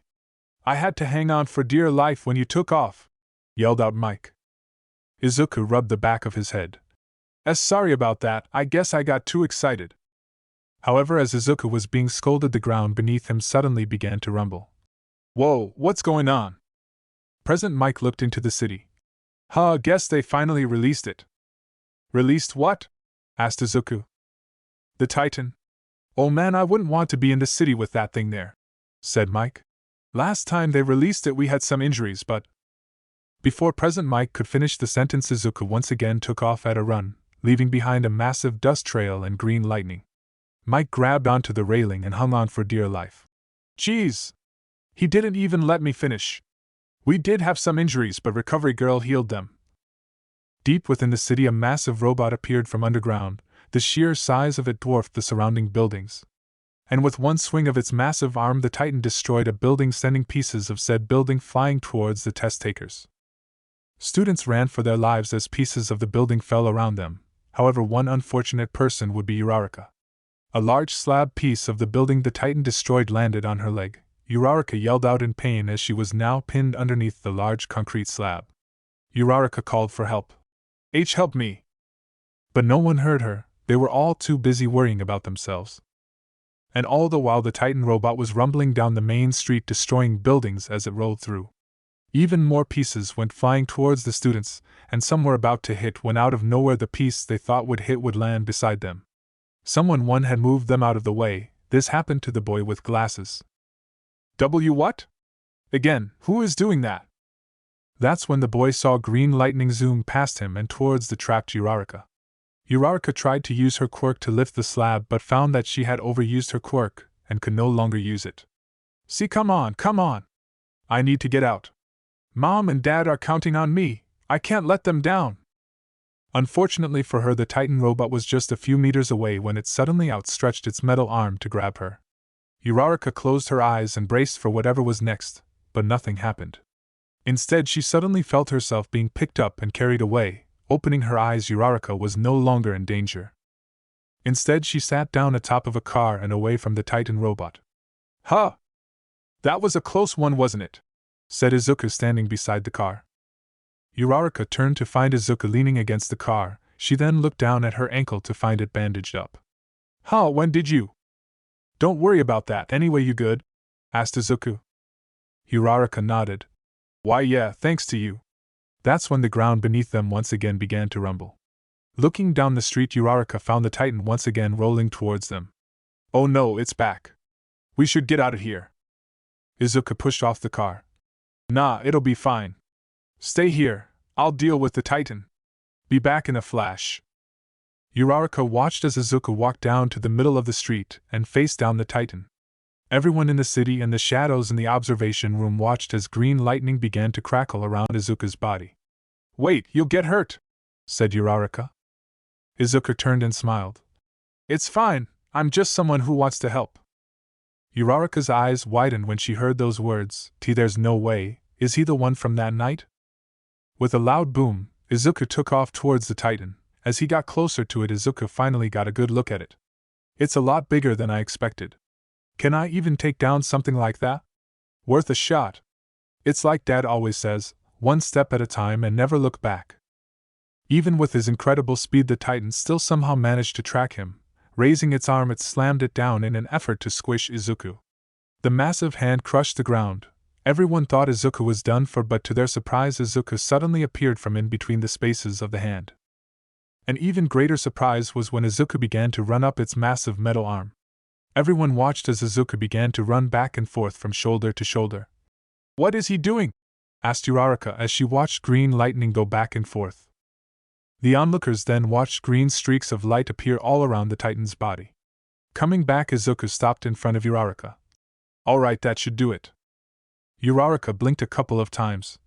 What did you do to it? It's still coming over here, she said as it began to rumble towards them again. Izuku smiled. Here, hold this. Izuku then tossed something at Uraraka. Catching it, Uraraka noticed what it was. Is this a bolt from the robot? Wait for it, any second now. After a couple of seconds, the Titan robot then suddenly began to slow down. It came to a complete stop, then started to creak and tremble. Walking towards it as calmly as could be, Izuku raised his hand and flicked the Titan with little force. And much to everyone's surprise, the massive robot began to fall apart.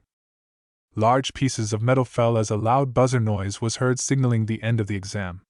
All right, everyone. Time is up. I hope you all got enough points. Please, if you are injured in any way, stay where you are. We'll send someone over to you soon. Good, now that that's out of the way. How about the ankle? Asked Izuku, turning to Uraraka. It still hurts. I think it might be broken, she said, moving her leg, showing that it was bandaged up. Then why don't I take care of that? Said a small older woman with a cane. Izuku recognized the woman. You're recovery girl, aren't you? The old woman smiled. Right you are, here, have some candy. Putting out his hand, recovery girl gave Izuku some hard candy. Now, let's see that ankle. It doesn't seem to be broken, so it should be a quick fix. Kissing Uraraka on the cheek, the young girl was surprised to feel the pain go away.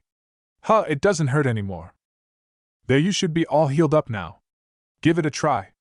Jumping off the roof of the car she was sitting on, Uraraka landed on her feet with no pain. Wow, it's as good as new.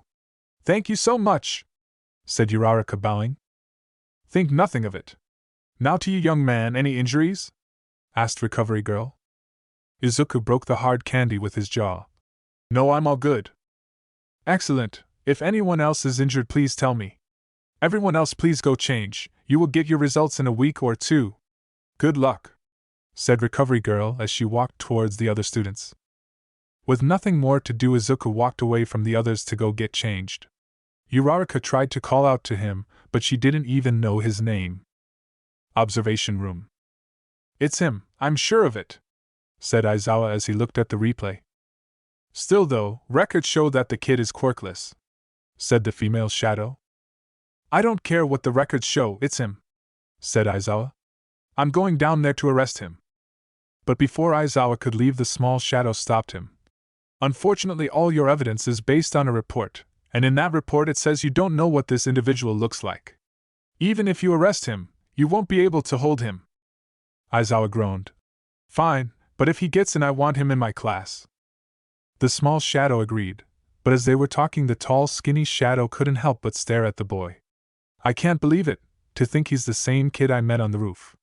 I wonder why he said he was quirkless. But that's not all, his last name, Midoriya, sounds so familiar. Stepping into the light, the shadow was finally lit, showing that it was All Might in his skinny form. Outside of UA. Izuku now waited outside of UA's main gates. Hatsume still hadn't come out. Where is this girl? He asked himself as he continued to wait. 10 minutes later, Hatsume finally appeared. Hey there, Midoriya! It's about time you showed up. What took you so long? Asked Izuku. Hatsume smiled. I stayed a bit longer since I wanted to keep on working on the baby I'd built. It blew up multiple times before I got it right. Izuku sighed. That explains why your face is covered in dust. Come on, let's go home. The two then walked towards the train station. Bakugo had already gone ahead since he didn't want to wait for Hatsume. So how was the hero entrance exam? Asked Hatsume as they boarded the train. It was great. We fought robots, explained Izuku. The train began to pull out of the station. You have to tell me about the robots, said Hatsume excitedly. Izuku put up his hands. I will, don't worry, for now relax, we both worked hard today. Hatsume agreed. True, but I'm starving. Can we stop by the store to get some chocolate? Sure, why not? I'll even pay today, so get whatever you want, said Izuku. Hatsume smiled and couldn't wait to get to the store. Hatsume can sure be a handful sometimes, but that's what I like about her. Even after finding out what my dad did, she still stayed by my side. I'm lucky to have her in my life. As they rode the train, Izuku looked out the window to see buildings pass him by. However, on one roof he saw something that he wouldn't ever forget. There, standing at the top of a building and looking straight at him, was someone with red glowing eyes.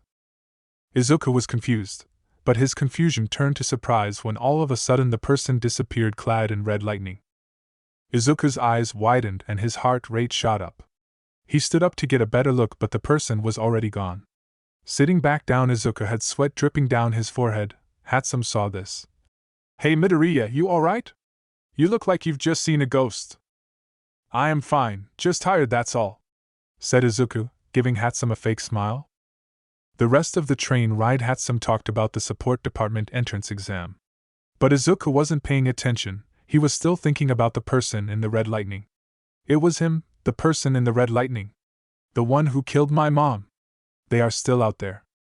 Chapter 5 Test. Hatsume stood outside with a tablet in her hands, staring at the sea. The sun was setting and the air was starting to get cold. Alright, he should be showing up in 3, 2, 1. From the water, green lightning crackled around Izuku as he ran towards the shore. Izuku was running on water. Coming to a stop on the sand, Izuku smiled. That was fun, I've never been to Miyake Island before. Hatsume nodded. Impressive, you ran to that island in just under a minute. And the island is about 135 kilometers away. The waves kept messing me up, I almost fell into the water on more than one occasion. And if I fell in at my speeds... Izuku paused for a second. The impact with the waves would be enough to shatter every bone in your body, and you would most likely die, explained Hatsume. Izuku flinched. Don't remind me. But I have to be careful at these speeds. That reminds me, how the heck do I not burn up? The amount of friction I create is more than enough to spark a fire. Hatsume raised an eyebrow. That's actually a good question. Your clothes don't catch fire, but neither do the devices I put on you. Let's test something. Before Izuku could agree to anything, Hatsume jumped into his arms. Izuku's eyes widened as he caught Hatsume. What the hell? Warn me next time, he said as he carried her princess style. Hatsume smiled. I knew you'd catch me. Now on to the experiment. Izuku sighed. What is it? Simple, you run with me in your arms. Izuku did a double take. I'm sorry, what? He asked, confused. Hatsume, you could burn up if this goes bad. Midoriya, I am an inventor, and sometimes you have to take risks. Besides, this is going to work if my theory is correct, said Hatsume as she wrapped her arms around Izuku's neck. Fine, but if you start catching fire, I'll stop.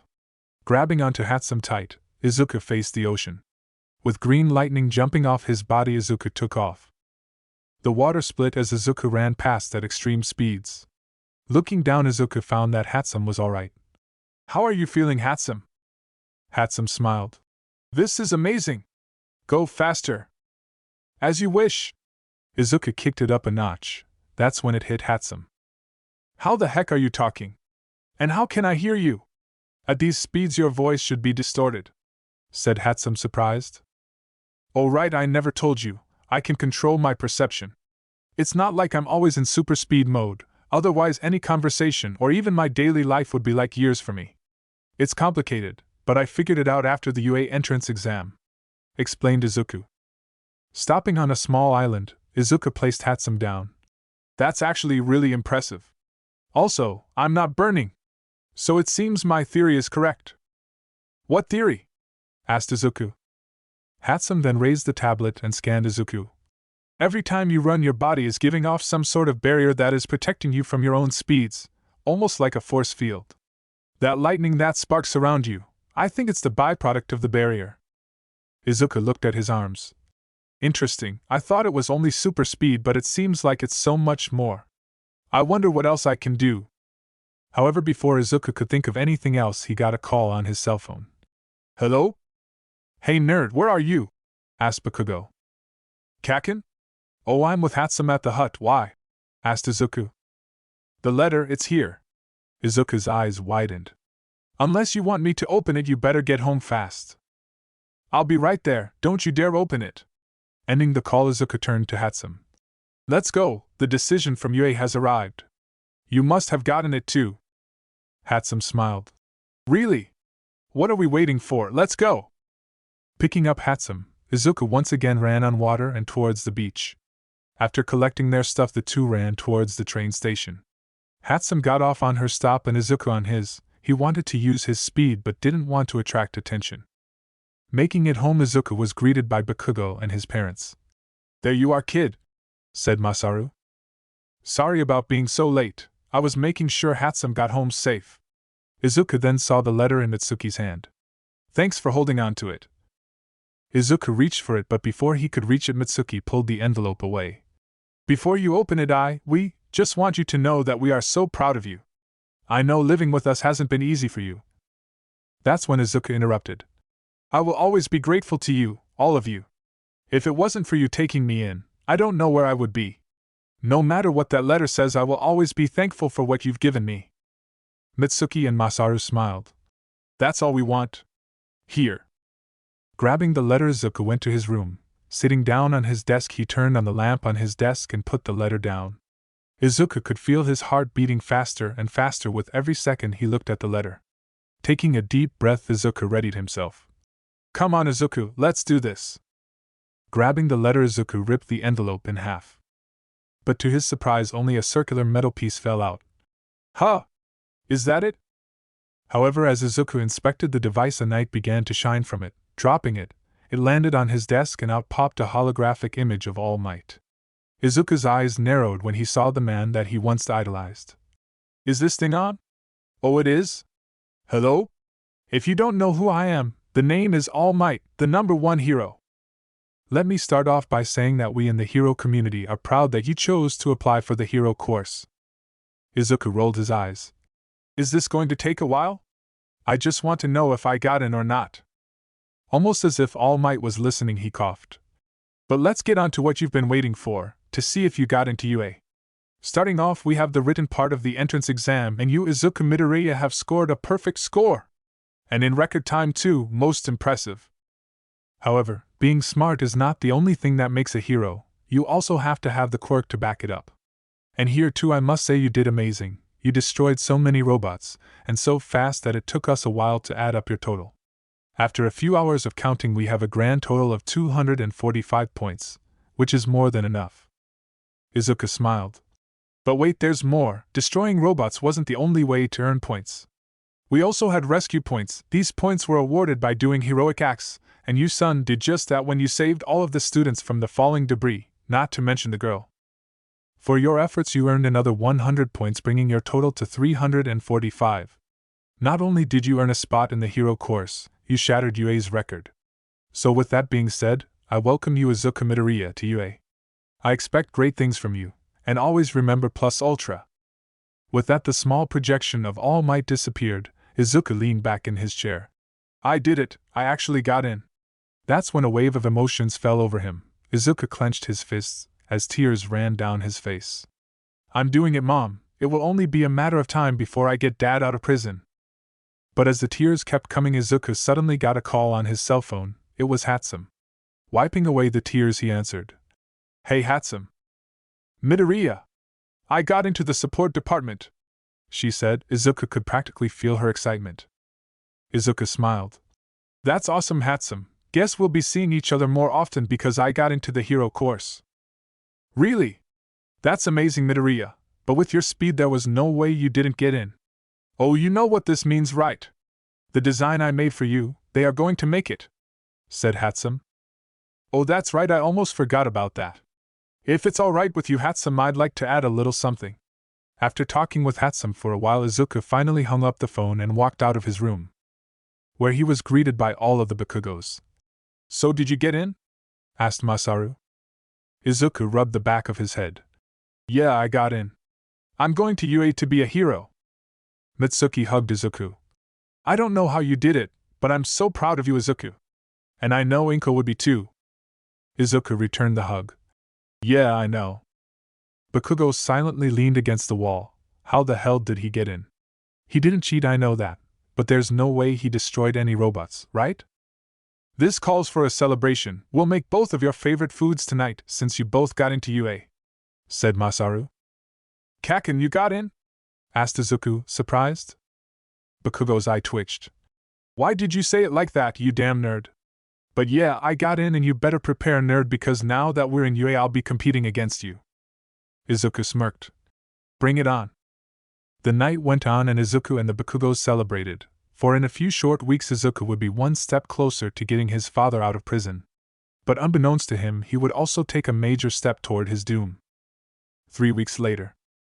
It was a clear morning. The sun had just fully gotten over the horizon as Izuku stopped in front of Inko's grave.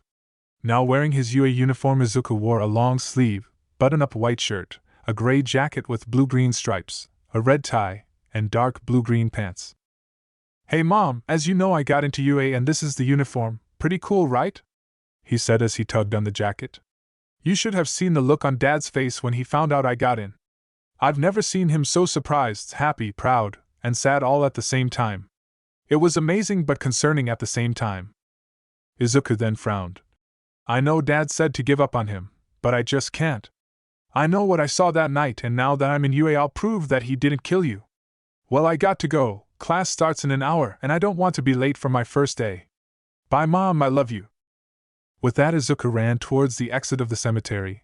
There he found Bakugo and Hatsume waiting for him. You ready? Asked Bakugo. Izuku nodded. Yeah, I'm ready. Awesome. Then let's get going, said Hatsume, as she wore the same type of uniform but just with a skirt. It's so weird seeing you in a skirt, Hatsume, commented Bakugo. Hatsume sighed. I know. Couldn't have you given me something more comfortable to wear? Like my workshop pants. I look weird. Izuku shook his head. No, you don't. I think it suits you. Hatsume blushed slightly. Thanks.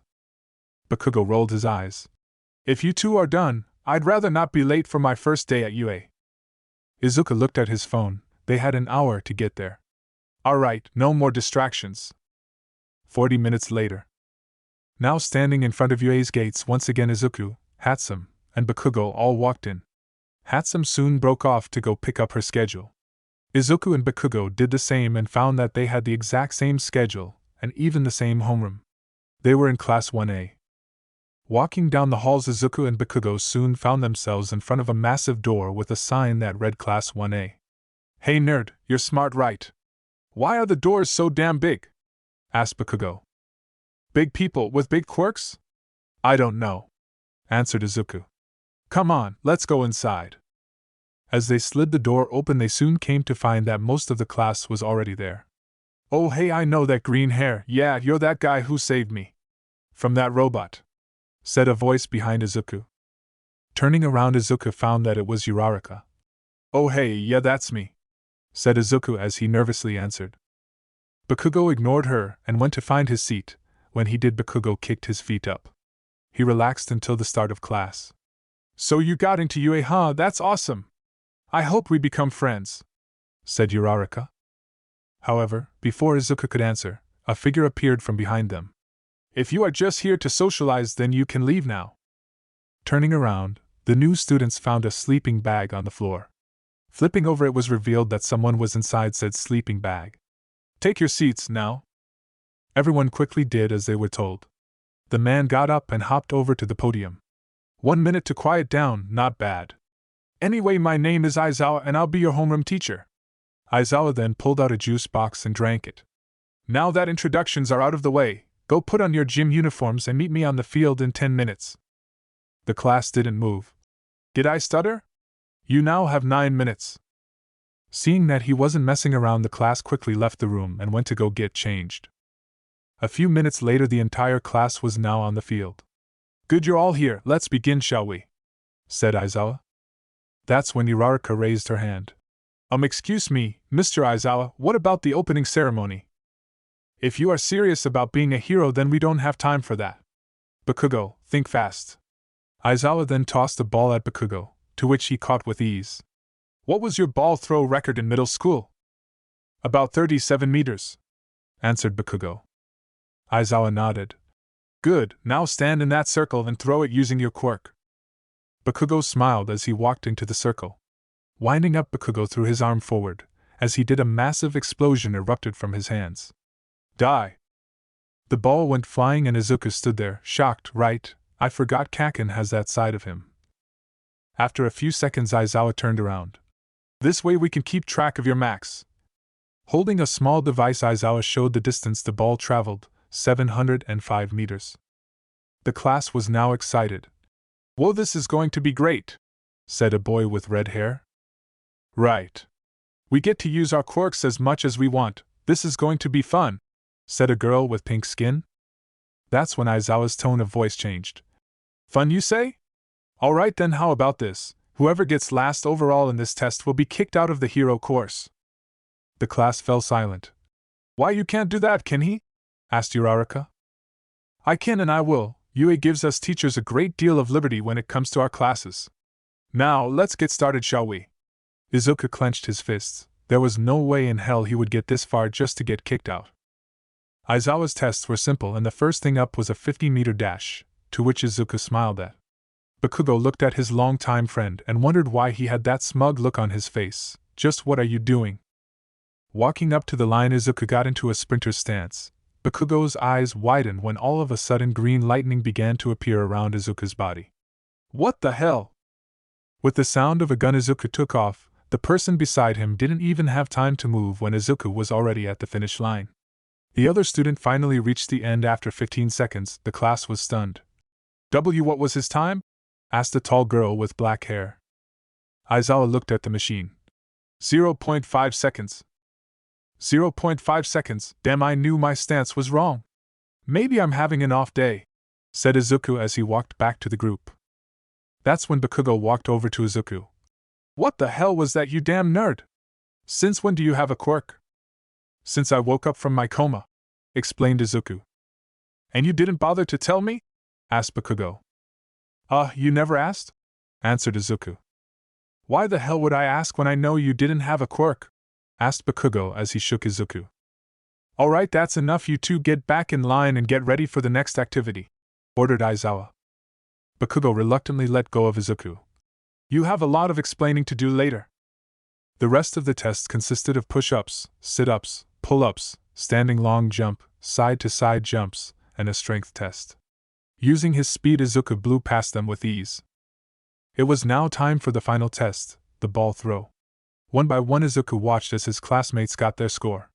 They all scored relatively high. Uraraka got infinity, much to Izuku's surprise. Alright, last but not least, Midoriya, get on over here. Izuku nodded and walked towards the circle. Gripping the ball hard, Izuku took a deep breath and began to activate his speed, but not throughout his body. Alright, Izuku, focus. If you mess up, your arm will get ripped off. The class watched as green lightning appeared only around his arm. What is he doing? Asked a girl with orange-colored hair. The class had no idea, but watched as his entire arm began to vibrate. It was vibrating so fast that the dust underneath him was being pushed away.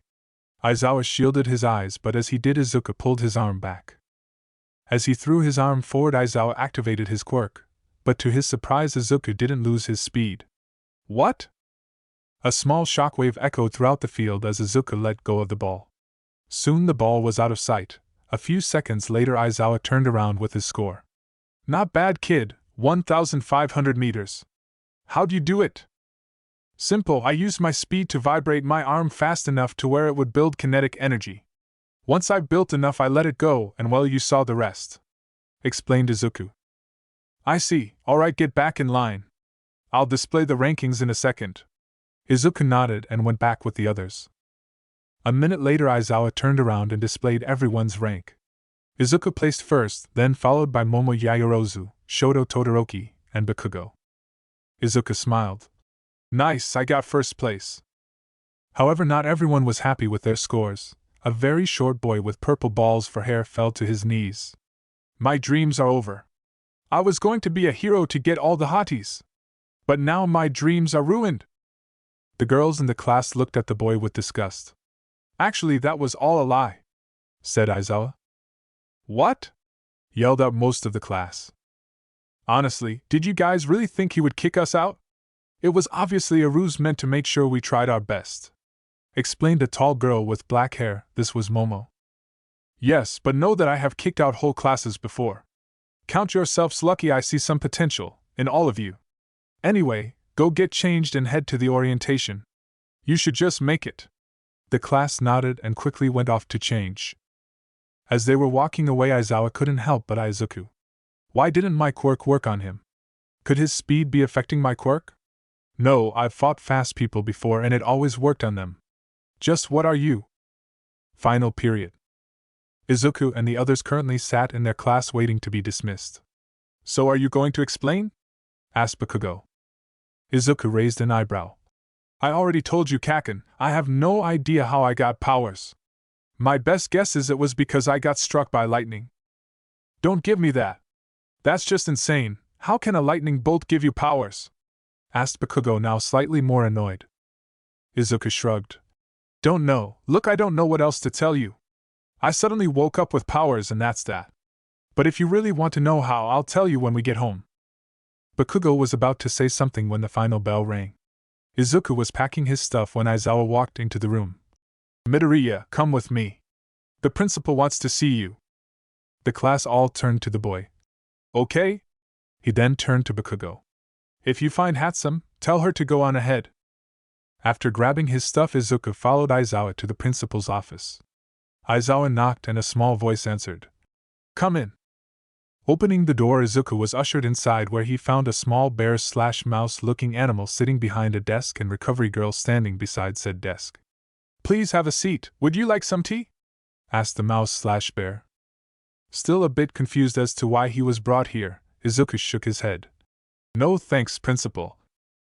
Nizu, call me Principal Nizu, said Nizu with a smile. Right, Principal Nizu, why exactly am I here? Did I do something wrong? Asked Izuku. Nizu shook his head. No, nothing like that. We just want to confirm something, so if you just answer our questions you will be on your way soon. Sure, I guess? Said Izuku, not knowing what was going on. Let's get started. Your file says you are quirkless. But you've clearly displayed incredible speed, did you lie? Asked Nizu. No sir, I didn't. As far as I'm concerned, I'm still quirkless, explained Izuku. Do you mind if you let Recovery Girl draw your blood to double check? It would only be a small prick of the finger, explained Nizu. Okay. Presenting his hand, Recovery Girl stabbed Izuku with a small needle, just enough to draw a small amount of blood. A few seconds had gone by and Recovery Girl looked at her tablet. The boy is telling the truth, he has no quirk. I can back that up, said Aizawa. When I was testing the class I tried to stop his speed. But when I used my quirk it didn't do anything. So I thought about it and assumed one of two things. 1. That his speed was somehow cancelling out my quirk. Or 2. That he had nothing to be erased, meaning no quirk. Nizu nodded. I see, but that still doesn't answer the question. Just how are you able to move your body at such speeds? No idea, about a year ago I was struck by lightning, said Izuku. Aizawa raised an eyebrow. Okay, then care to explain why you found it necessary to use your power to do a hero's work and save people? Izuku knew this was going to happen. That's a serious accusation. Got any proof? We know that whoever saved the girl had green lightning jumping off their body just like you displayed today, explained Aizawa. Also that the person was moving at super speeds. Izuku shrugged his shoulders. That could be any hero. Besides, you never gave a description of this mystery person's face.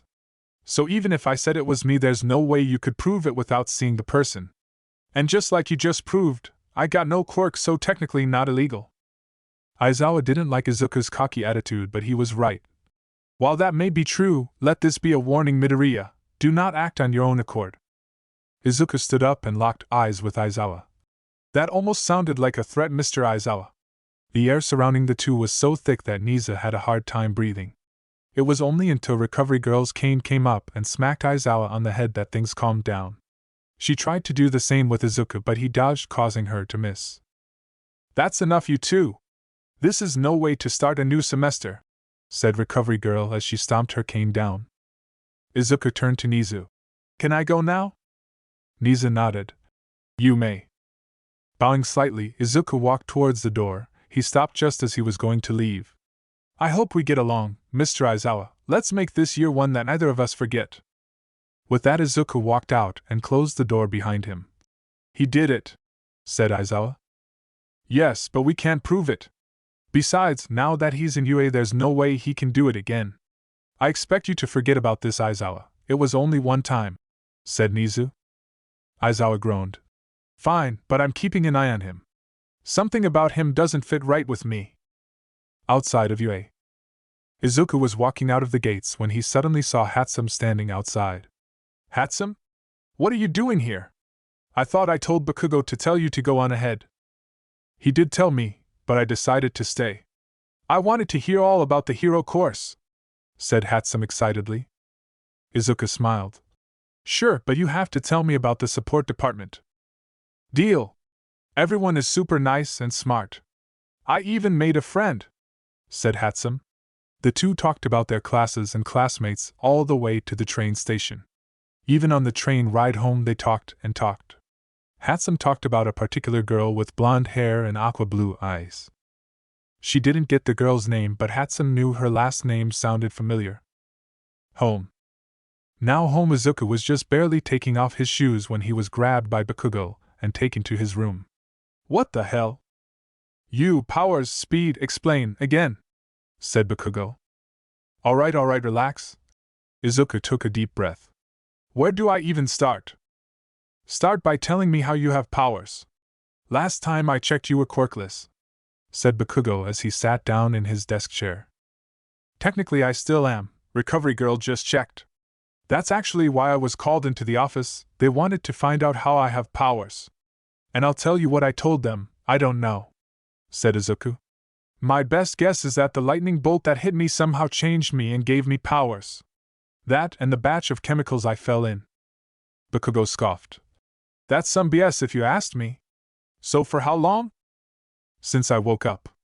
It happened for the first time when that nurse fell. Everything around me slowed down almost to a halt. After that I figured out I had super speed when I saved Hatsume from some falling metal pieces. Ever since then she's been helping me learn and control my powers. Izuku explained. Why? Why would you keep this from me, from the old hag and old man? Asked Bakugo. Izuku looked away. I didn't want to worry you guys. Suddenly finding out that I have powers, it would have worried them. And that's something I don't want to do. You idiot, we are always worried about you. Ever since you came to this house we've been worrying about you. Izuku looked at Bakugo. All they wanted, what we wanted, was to keep you safe. Now that you have powers. Izuku saw what Bakugo was trying to get at. I'm not going anywhere, Kaken. What you've done for me is something I can't ever repay. I'm still me and I will always need you guys in my life. Bakugo smirked. You're goddamn right. Without us you'd be so lost. Izuku laughed. I will neither confirm nor deny that. So how fast are you? Asked Bakugo. Fast, very fast, said Izuku. Show me. Green lightning then began to appear around Izuku's body as he quickly ran out of the house. Not even 15 seconds had gone by when Izuku came back. Here. He then tossed something at Bakugo. Catching whatever it was, Bakugo's eyes widened. There's no way. There in his hand was the ball he threw earlier that day. He knew it was his because of the scorch marks on it caused by his explosion. See, I told you, I'm very fast, said Izuku. However, as Izuku talked about his speed, he didn't notice that someone was watching him. Looking out of the window, you could find a 3-story house just a few houses down. There was nothing unusual about the house, except for the fact that there was someone standing on the roof. Their eyes beaming red and their entire face and body vibrating at a speed that distorted their appearance. Yes, get stronger, Izuku, care about people more. That just means you'll have more people who will miss you when I kill you. The mystery person spoke in a distorted voice. You couldn't tell if they were a man or a woman. With red lightning crackling around the person, they took off. Within seconds, the person ran all around the nearby city. Finally stopping in an alley, they were caught up by a hero. Stop right there! Illegally using your quirk without a hero license is a crime. Please come with me. However, before the hero could even react, the mystery person ran at them. That's when a crunching noise was heard. The hero looked down only to see a hand going through his torso. What did you do to me? Asked the hero as their eyes rolled behind their head. Pulling their arm free, the mystery person revealed a human heart in their hand. I swear by everything, by the time I'm done, I will crush you and everything you love. That's when the mystery person vibrated their hand, causing the heart to burst. Just like you did to me. Turning, the mystery person once again took off, leaving nothing but red lightning behind. Reports of this mystery person would spring up an hour later, but every time a hero would investigate, they would be long gone. Chapter 5, I'm Just Faster. The following day went on as normal, until however it was time for heroes' study in fundamentals. Normally their teacher would already be here, but to their surprise they weren't. So who do you guys think is going to teach this class? Asked Uraraka. Probably a well-known hero. I heard it was going to be All Might, said Mina, a pink-skinned girl with horns on her head. She was the most active member of the class, to say the least. Everyone then began to talk about who they thought would teach. Meanwhile, Izuku sat in his chair not saying a word. Hey nerd, you alright? Asked Bakugo. Izuku looked up to see his friend. Oh yeah, I'm fine, just thinking, that's all. You've been out of it since this morning, what gives? You're normally so focused, said Bakugo as he pressed the matter. Izuku sighed. I'm fine, Kaken, really. Bakugo didn't believe him, but as he was about to say something, a loud booming voice was heard coming from the door. I am coming through the door like a normal person. From the entrance, All Might himself appeared wearing his hero costume. The class, except Izuku, all smiled and cheered for the hero's arrival. Alright, settle down please. Now, as you can see, I am All Might, and starting today I will be your teacher for hero action and mobility. But first, you all must look the part. Pressing a button on a remote, the wall behind the number 1 hero opened up and out popped suitcases with numbers on them. Each case has your hero costumes designed by the support department, per your instructions of course. Now grab your case and meet me in ground beta. Izuku grabbed his case and looked at it. So, did your girlfriend make it for you? Asked Bakugo, appearing behind Izuku. Izuku turned to his friend. 1, she's not my girlfriend, and 2, yes, Hatsume helped me design it. And before you ask, no, I did not let her turn me into a Terminator. Bakugo clicked his tongue. Damn it, I liked her original design. Well, come on, let's see who looks more badass. With that, the boys went off to change. After a few minutes, they all began to walk out. Bakugo's costume was cool. He had 2 large gauntlets that were shaped as grenades, a tight, sleeveless tank top, and baggy military-style pants. Izuku was the last of the boys to show up. Walking into the sunlight, his costume consisted of a skin-tight, green bodysuit with a mask that covered his forehead and eyes, leaving his mouth exposed. Around his waist was a horizontal gold lightning bolt that wrapped around him. Around his forearms there were the same gold lightning bolts. On his mask he had on 2 small Hermes wings, one on either side of his ears. But the most prominent thing on his suit was a golden ring on his chest, with white filling and a green bolt of lightning going through it. And to top it all off, he went with red combat-style boots. Think of the classic Flash costume, just green and with green boots. I do plan to upgrade his suit later though. And of course, thanks to Hatsume, everything on his suit was fireproof so he wouldn't burn up at his speeds. Whoa, this is a lot less stuff I thought you were going to have, said Bakugo. Izuku laughed. Yeah, Hatsume wanted to add some armor, but I said no, it would be too much weight. Besides, this chest piece is the one thing she insisted on adding. It looks like a normal accessory. What does it do? Asked Bakugo. It monitors my vital signs and metabolism. It scans me and sends all the information to Hatsume, explained Izuku. Bakugo raised an eyebrow. Why Hatsume? Ever since she saw me die multiple times from when I got hit by lightning, Hatsume has been a little more cautious around me. Every time I speed up, she gets scared and starts to think I'm going to have a heart attack or something, said Izuku as he touched the chest piece. Bakugo hummed. So basically, Hatsume is the jealous type, and this device is an anti-cheating monitor. Looks like Hatsume wants to make sure you are loyal. Izuku blushed. It's not that at all. Bakugo laughed at Izuku's expense. I hate it when you mess with me. His little reaction caused his heart rate to spike up, which led to Hatsume getting an alert on her phone. Pulling out her phone in the middle of class, Hatsume checked on Izuku but found that everything was normal again. Well, at least I know it's working now. However, as she checked something else, the small invention she was working on suddenly began to smoke. Power Loader, the instructor for the support department, saw the smoke. Hatsume! The device! He yelled out. Finally looking up, Hatsume found the device beginning to spark. Ah hell! With a loud bang, the entire room filled up with smoke. Luckily, Hatsume was able to duck under the desk just in time. Phew, that was close. Hatsume, you could have blown up the lab. Pay attention to what you're doing, said Powerloader as he fanned away the smoke. Hatsume ignored him. Maybe I can implement a webcam feature into Midoriya's suit. So many good ideas. Back with Izuku, he was still trying to explain why Hatsume wasn't his girlfriend when a voice was heard behind him. What was that, you Midoriya? I like your costume. Turning around, Izuku found Uraraka standing there. Oh hey Uraraka. He then got a good look at her costume. A spacesuit? Uraraka laughed nervously.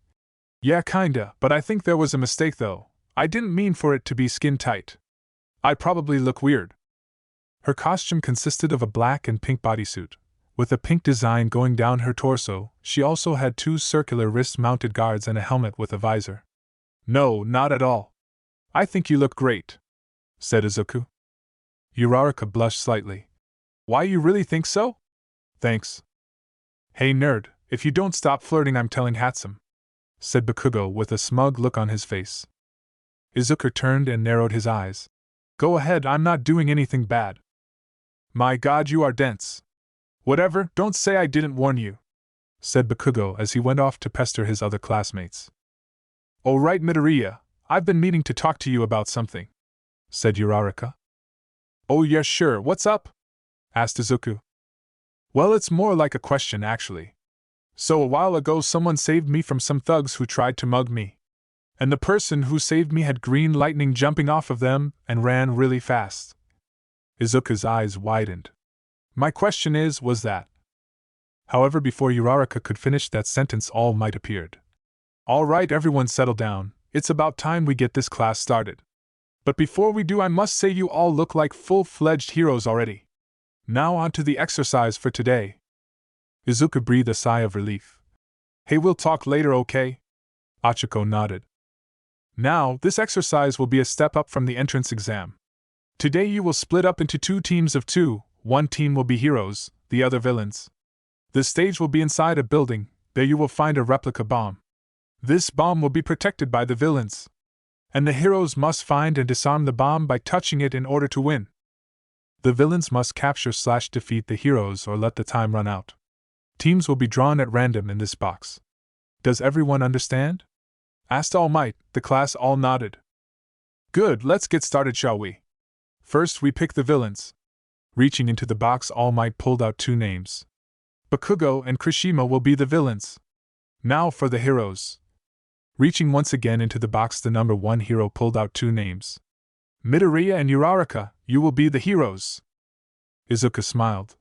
Well, Kaken, time to find out which one of us is better. Bakugo smirked. Bring it on, nerd! I'll show you why the kids in middle school never messed with me.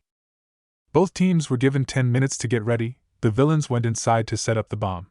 Bakugo adjusted his gauntlets as Kirishima, a red-haired boy, hyped himself up. So do you think we can win? Asked Kirishima. Bakugo looked up. Probably, the nerd may be fast, but I've spent enough time with him to know what he's up to. The girl is different, she can use her quirk in a variety of ways. That makes her a difficult opponent. Outside the building, Izuku and Uraraka looked over the building's blueprints. So Midoriya got a plan? Asked Uraraka. Izuku had his mask off and was talking fast, so fast in fact that Uraraka couldn't tell what he was saying. Midoriya? Hello? Izuku suddenly snapped back to reality. Huh, what? Sorry, I was thinking of ways to win. Uraraka smiled. It's fine, so what's the plan? You run in there in a second and touch the bomb? Normally I would do that, but since I don't know what the other guy's quirk is, I won't do that. I was thinking of scouting out first and checking every floor for the bomb. Once I find it, we'll work our way up and take them by surprise, explained Izuku. Sounds like a plan, let's do this, said Uraraka as she put on her helmet. Right. With that, Izuku once again pulled his mask over his face and readied himself. Although, knowing Kaken, he'll probably come after me first. Observation room. Since the area around the several-story tall building was considered dangerous, due to the fact that the kids were able to use their quirks freely, All Might moved the class to an observation room. Inside, the class stood and watched everything that was going on inside the building. Alright class, make sure to pay attention to your classmates. This will be the perfect opportunity to prepare for your own test, explained All Might. That's when All Might pressed a button on the console.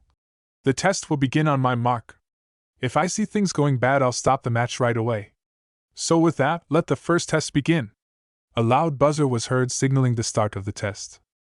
With Izuku and Uraraka. Izuku took off and checked the first 4 floors and came back to inform Uraraka that the coast was clear. The two of them then made their way into the building. Making up the first 4 floors with ease, they then made it to the 5th floor. This floor was rather dangerous since it had narrow hallways and quick turns you could easily get ambushed in. This is weird, we are halfway up the building and still no sight of them, said Uraraka as they walked down a dimly lit pathway. It is a bit strange, Kaken should have come after me by now, said Izuku as he was just about to turn a corner. However, as he did, Izuku came face to face with Bakugo's hand. Izuku's eyes widened as he knew what this meant. Activating his speed, green lightning began to spark off of his body. But by the time he activated his speed, an explosion had already manifested in Bakugo's hand. Izuku could have dodged it easily, but if he did that, the blast would have hit Uraraka. With no other option, Izuku turned and managed to pick up Uraraka. But as he turned to run, the heat from the explosion managed to singe his back. Uraraka didn't even see it coming, but after a few seconds the sound of an explosion rocked the hall. Looking around, she noticed a fireball down the hall, where she just was. What the? What's wrong, nerd? Didn't see that coming? Asked Bakugo as he pushed aside the smoke. Putting down Uraraka, Izuku turned and faced his friend.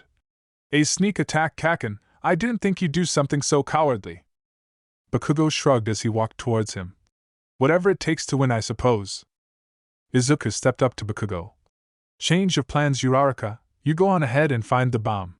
I'll stay here and deal with Kaken. Are you sure? We can fight him together, said Uraraka. Izuku smiled. I'm sure, besides this won't take long. Nodding, Uraraka decided to trust her teammate. Alright, I'll go, but if anything happens, make sure to call for backup. I will now go. With that, Uraraka ran away up the stairs and up to the next floor. The two friends looked at each other. You ready, nerd? Asked Bakugo. Try and keep up, said Izuku as green lightning began to jump off of his body. Bakugo was the first to move. Using his explosions, he propelled himself forward. Izuku took a step and began to run. The two then clashed in the middle. Bakugo raised his hand to fire an explosion, but Izuku used his speed to move out of the way. Slowing down, Izuku pulled back his fist to hit Bakugo, but that's when Bakugo turned and fired an explosion.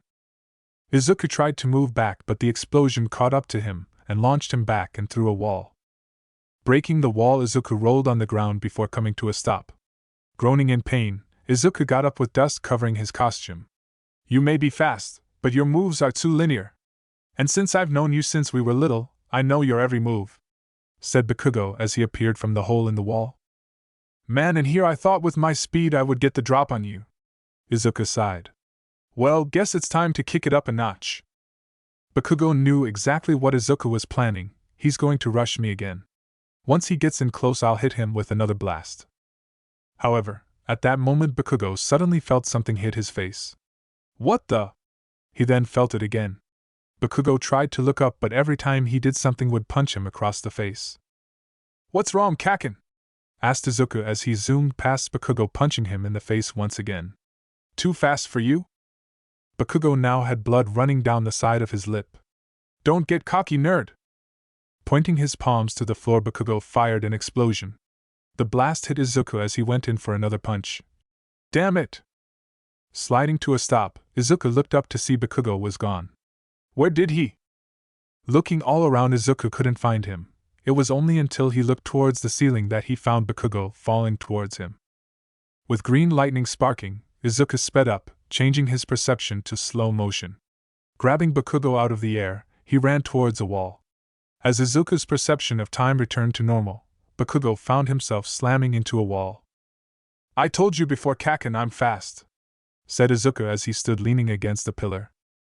Getting up, Bakugo was seen with blood running down his nose. Why you, alright, fine. Let's see if you can get yourself out of this. Raising his hand, Bakugo grabbed one of the pins on his gauntlets. Izuku's eyes widened. You wouldn't. Bakugo smirked. Try me. In the observation room, All Might knew what Bakugo was planning. Young Bakugo, don't! An explosion of that magnitude could kill him, yelled All Might through the speakers. Not if he's fast enough, responded Bakugo. That's when Izuku heard the ping of a pin being pulled out. Izuku once again activated his speed, but in the split second that it took to turn it on, Bakugo's explosion had already fired. The fireball had already filled up the room from floor to ceiling. There was no running out of this for Izuku. Damn it, I didn't think you would actually fire off the nitroglycerin stored in his gauntlets. Come on, Izuku, think. There has to be something you can do to get out of this. He then thought back to his training with Hatsume and a certain maneuver they were testing out. Sorry about this, Hatsume. I know you wanted to see this, but... With green lightning crackling around him, Izuku began to run. At first, everyone thought he was going to rush in and take the explosion head-on, but as he neared the fireball, Izuku began to spin. Faster and faster, Izuku spun his body. Within milliseconds, the rotation of his body caused a tornado. The class looked on in surprise, but they were even more surprised to see that the fireball from Bakugo's explosion was being sucked up by the whirlwind. With the recoil of his blast forcing him back, Bakugo winced in pain. MHA! Take that, you damn nerd! As Bakugo watched the fire burn, he suddenly felt a strong wind pull him slightly. What the? Then came the tornado. His fire then wrapped around it, taking away its flame and turning it to a spiral flaming windstorm. The entire room was filled with wind and fire as Izuku continued to spin, but now a new problem arose. What the heck am I going to do with this? If he kept this on, the walls of the building would soon explode outward thanks to the pressure of the heat. That's when Izuku had an idea. Hey Uraraka, can you hear me? He asked through his earpiece. Why yeah, I can hear you. Man, is it just me or is the heat turned up here? Asked Uraraka as she hid behind a pillar. Where are you now? Asked Izuku. I'm on the 8th floor. I found the bomb in Kirishima. Currently hiding behind a pillar so he doesn't detect me, explained Uraraka. Izuku nodded. The 8th floor, alright, get ready to run for the bomb. What? I mean sure, but do you have something planned? Asked Uraraka. Yeah, I do. Let's just say things are about to get more hot. You'll know what I mean when you see it. With that, Izuku went back to the tornado. Alright, I'll only get one chance at this. That's when Izuku increased his speed. The heat from the fire tornado was shattering glass, and the metal beams in the room started to creak. The class then watched as Izuku jumped up and launched the fire tornado towards the roof. Once it made contact with the ceiling, it completely shattered, and kept climbing up and up. On the 8th floor, Uraraka was waiting for the signal when it suddenly came to her. Bursting from the floor was Izuku's fire tornado. As it rose up, the heat hit both Uraraka and Kirishima. This must be the signal. Disoriented Kirishima could only shield his eyes from the heat as the tornado flew through the floor. Down on the ground, Bakugo finally pieced together what was going on. I need to take you down before I lose, he said, launching himself with his explosions. Izuku wasn't paying attention when Bakugo came in and slammed into his side. The two tumbled to the ground. Izuku used his speed to get up but found Bakugo's hand in front of him. This fight isn't over, nerd, said Bakugo as he rapidly began to fire off explosions. With green lightning seemingly circling around him, and try as he must, Bakugo couldn't hit Izuku. Damn it! Why can't I hit you? Izuku then came in and hit Bakugo with a powerful uppercut which sent him flying up. Jumping up, Izuku then appeared in mid-air and kicked Bakugo back down to the ground. Simple, said Izuku.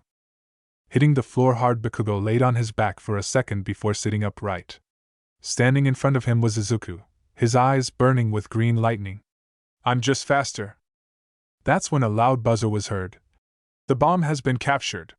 Heroes win, announced All Might through the speakers. On the 8th floor, Uraraka was seen hugging the bomb. Kirishima was stuck in the wall. He got there when Uraraka decided to use a broken piece of the concrete pillar. I got it, said Uraraka, dripping with sweat. Bakugo sighed and hung his head. Damn it, I lost. That's when Izuku reached out and offered Bakugo a hand up. You almost had me. I was surprised to know that you could tell where I would show up. Bakugo smiled. Reaching out, he grabbed Izuku's hand and got up. Bullshit, I almost had you. You were holding back this entire time, weren't you? You can still go faster. Izuku smirked. I don't know what you're talking about. The two then looked at each other and laughed. Yeah, whatever. After all these years, I know when you hold back. And you did a lot, said Bakugo as medbots came in to help. At first, Bakugo refused to be taken, but Izuku convinced him otherwise. Go get healed up, you can lecture me later. As the bots took Bakugo away, Uraraka appeared. Midoriya! We won, we did it! Izuku nodded. We sure did, we make a pretty good team. We sure do. Still though, did you have to really turn up the heat like that? I was cooking alive in my suit, said Uraraka. Izuku laughed nervously. Sorry about that, it was the only way I could see to get out of that explosion. It's fine, but maybe next time give me a heads up. Izuku nodded. Great! Students, please make your way towards the observation room for your evaluation, announced All Might. Heading up to the observation room, Izuku removed his mask, finally letting his hair puff out. You all did extremely well for your first time. The villains may have lost, but they proved to be worthy opponents. Now can anyone tell me who is the MVP of this exercise? That's when a tall girl with long black hair raised her hand. That would have to be Midoriya. He demonstrated quick but rational moves that secured his victory. Not to mention his speed, he utilized it at its fullest, and with Uraraka's help they were coordinated. All Might was stunned. Right, you are young Yaoyorozu, that's all I wanted to say and more actually. Good job, now let's move on to the next pair. As the rest of the class went and participated in the exercise, Izuku watched and took mental notes on everyone's quirks. But it was one that stood out to him. A boy with dual-colored hair had the power of ice and fire, but refused to use his fire. Izuku narrowed his eyes at the boy. His ice makes him someone I should look out for. It was now the end of class and everyone had gone. Even Bakugo had come back from the nurse's office. Well done, everyone, you all showed potential of being great heroes. For those who didn't pass, remember to take this experience and learn from it. And always go, plus ultra. With that, the class was dismissed, but as All Might took off, he turned a corner and suddenly began to produce smoke. Man, I barely had enough time to teach a class. I wonder if I can keep this up? Asked All Might as he appeared from the smoke in a skinny form. School went on as normal, and now it was time to go home. Bakugo went off to hang out with Kirishima. Apparently they became friends. This left Izuku to walk out of the campus with Uraraka. So you haven't done it again? She asked. Izuku shook his head. Nope, you were the only person I saved outside of school. Mr. Aizawa actually found out about what happened and warned me not to do it again. But I did get the feeling that he doesn't like me much. But just as Uraraka was about to say something, someone tackled him from behind. Midoriya! Izuku sighed as the person wrapped their arms around his chest. Hatsume, how many times do I have to tell you, you're not Lil anymore? Jumping off his back, Hatsume smiled. I know, but sneaking up on you is just as easy as it was since we were little. Right, besides, aren't you embarrassed doing this in front of others? Asked Izuku. Hatsume shook her head. Nope, 'cause I have no idea who she is. Oh right, Hatsume, this is Uraraka, my classmate. Uraraka, this is Hatsume, a very annoying friend, said Izuku. Uraraka let out a nervous laugh. Hi. That's when Hatsume turned and looked at Uraraka. Nice to meet you. Hey Hatsume, aren't you forgetting someone? Asked someone behind them. Turning, the group found a rather tall girl with blonde hair, blue eyes, and who was wearing glasses. Oh, sorry about that, guys, this is Melissa Shield. She's one of my classmates, said Hatsume. Izuku froze. Shield, you wouldn't happen to be related to David Shield, right? Melissa giggled. He's my father, actually. Izuku's jaw dropped to the floor. And there it is, that was my same reaction when I found out, said Hatsume. She then walked over to Izuku. Let me help you out with that. Pushing up his jaw, Hatsume closed his mouth. Once it was closed, it seemed as if Izuku rebooted. Wow, that's amazing, your father is the pioneer of modern hero tech. His inventions have revolutionized the hero support world. In both the USA and Japan, you two are known as the modern-day super inventors. And that's not mentioning your hand in all of it too. I saw your name on some of those inventions too. Melissa was surprised. Wow, you weren't kidding, Hatsume, he really is a fanboy. Izuku's face turned red. Sorry about that. It's fine, always happy to meet a fan of my father's work. That's when Melissa extended out her hand. As Melissa is half American and half Japanese, she constantly switched between both forms of greetings.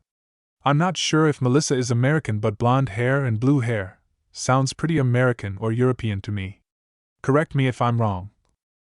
Izuku wasn't too sure at first, but he ultimately reached out, shook her hand and smiled. Thanks for looking out for Hatsume, she can be a handful sometimes. Melissa smiled. I've been doing it for a bit, but from what I heard you've been doing it for a while. She then turned to Uraraka and introduced herself as well. With introductions out of the way, the four of them walked to the train station. Uraraka went the same way as Izuku and Hatsume, but it was Melissa who went the other way. They said their goodbyes and went their separate ways, but before they went home, Izuku and Hatsume decided to go to the hut for a while to test some things out. Going inside the hut, Izuku took off his shirt so Hatsume could get a scan of his body. Looks like everything is normal, no abnormal residue or problems with bone structure. Izuku breathed a sigh of relief. That's good, when I spun my body I thought I was going to rip apart. Putting down the scanner, Hatsume got closer to Izuku. So tell me why you decided to redirect an explosion again? At your speeds, couldn't you just run? Well, about that, the room we were in was small, and by the time I noticed, all the exits were blocked by the explosion, said Izuku, trying to explain his reasoning. Hatsume narrowed her eyes. Right, anyway, since we're done here, I'ma head home. You're not going to stick around for a bit? Asked Izuku. Hatsume began to pack up her stuff. I would, but I promised my parents I would eat dinner with them. Izuku nodded. Makes sense. Alright, well, have fun, I guess. I'll just stick around for a bit before heading home. Try not to get struck by lightning again, said Hatsume with a smirk on her face. Izuku rolled his eyes. I won't, besides I'm pretty sure I can dodge lightning now. Tests for another day, by Midoriya. With that, Hatsume left the hut. Izuku stayed behind and began to practice on some moves he was keeping secret from Hatsume. If she found out what he was doing, she would most likely lose her mind trying to build a baby. Normally, Izuku would stay until he finished, but thanks to this secret he needed more time. A few hours had passed, and the sun was now setting.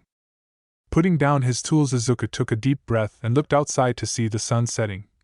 It's almost there. Hatsume is going to love this when it's done.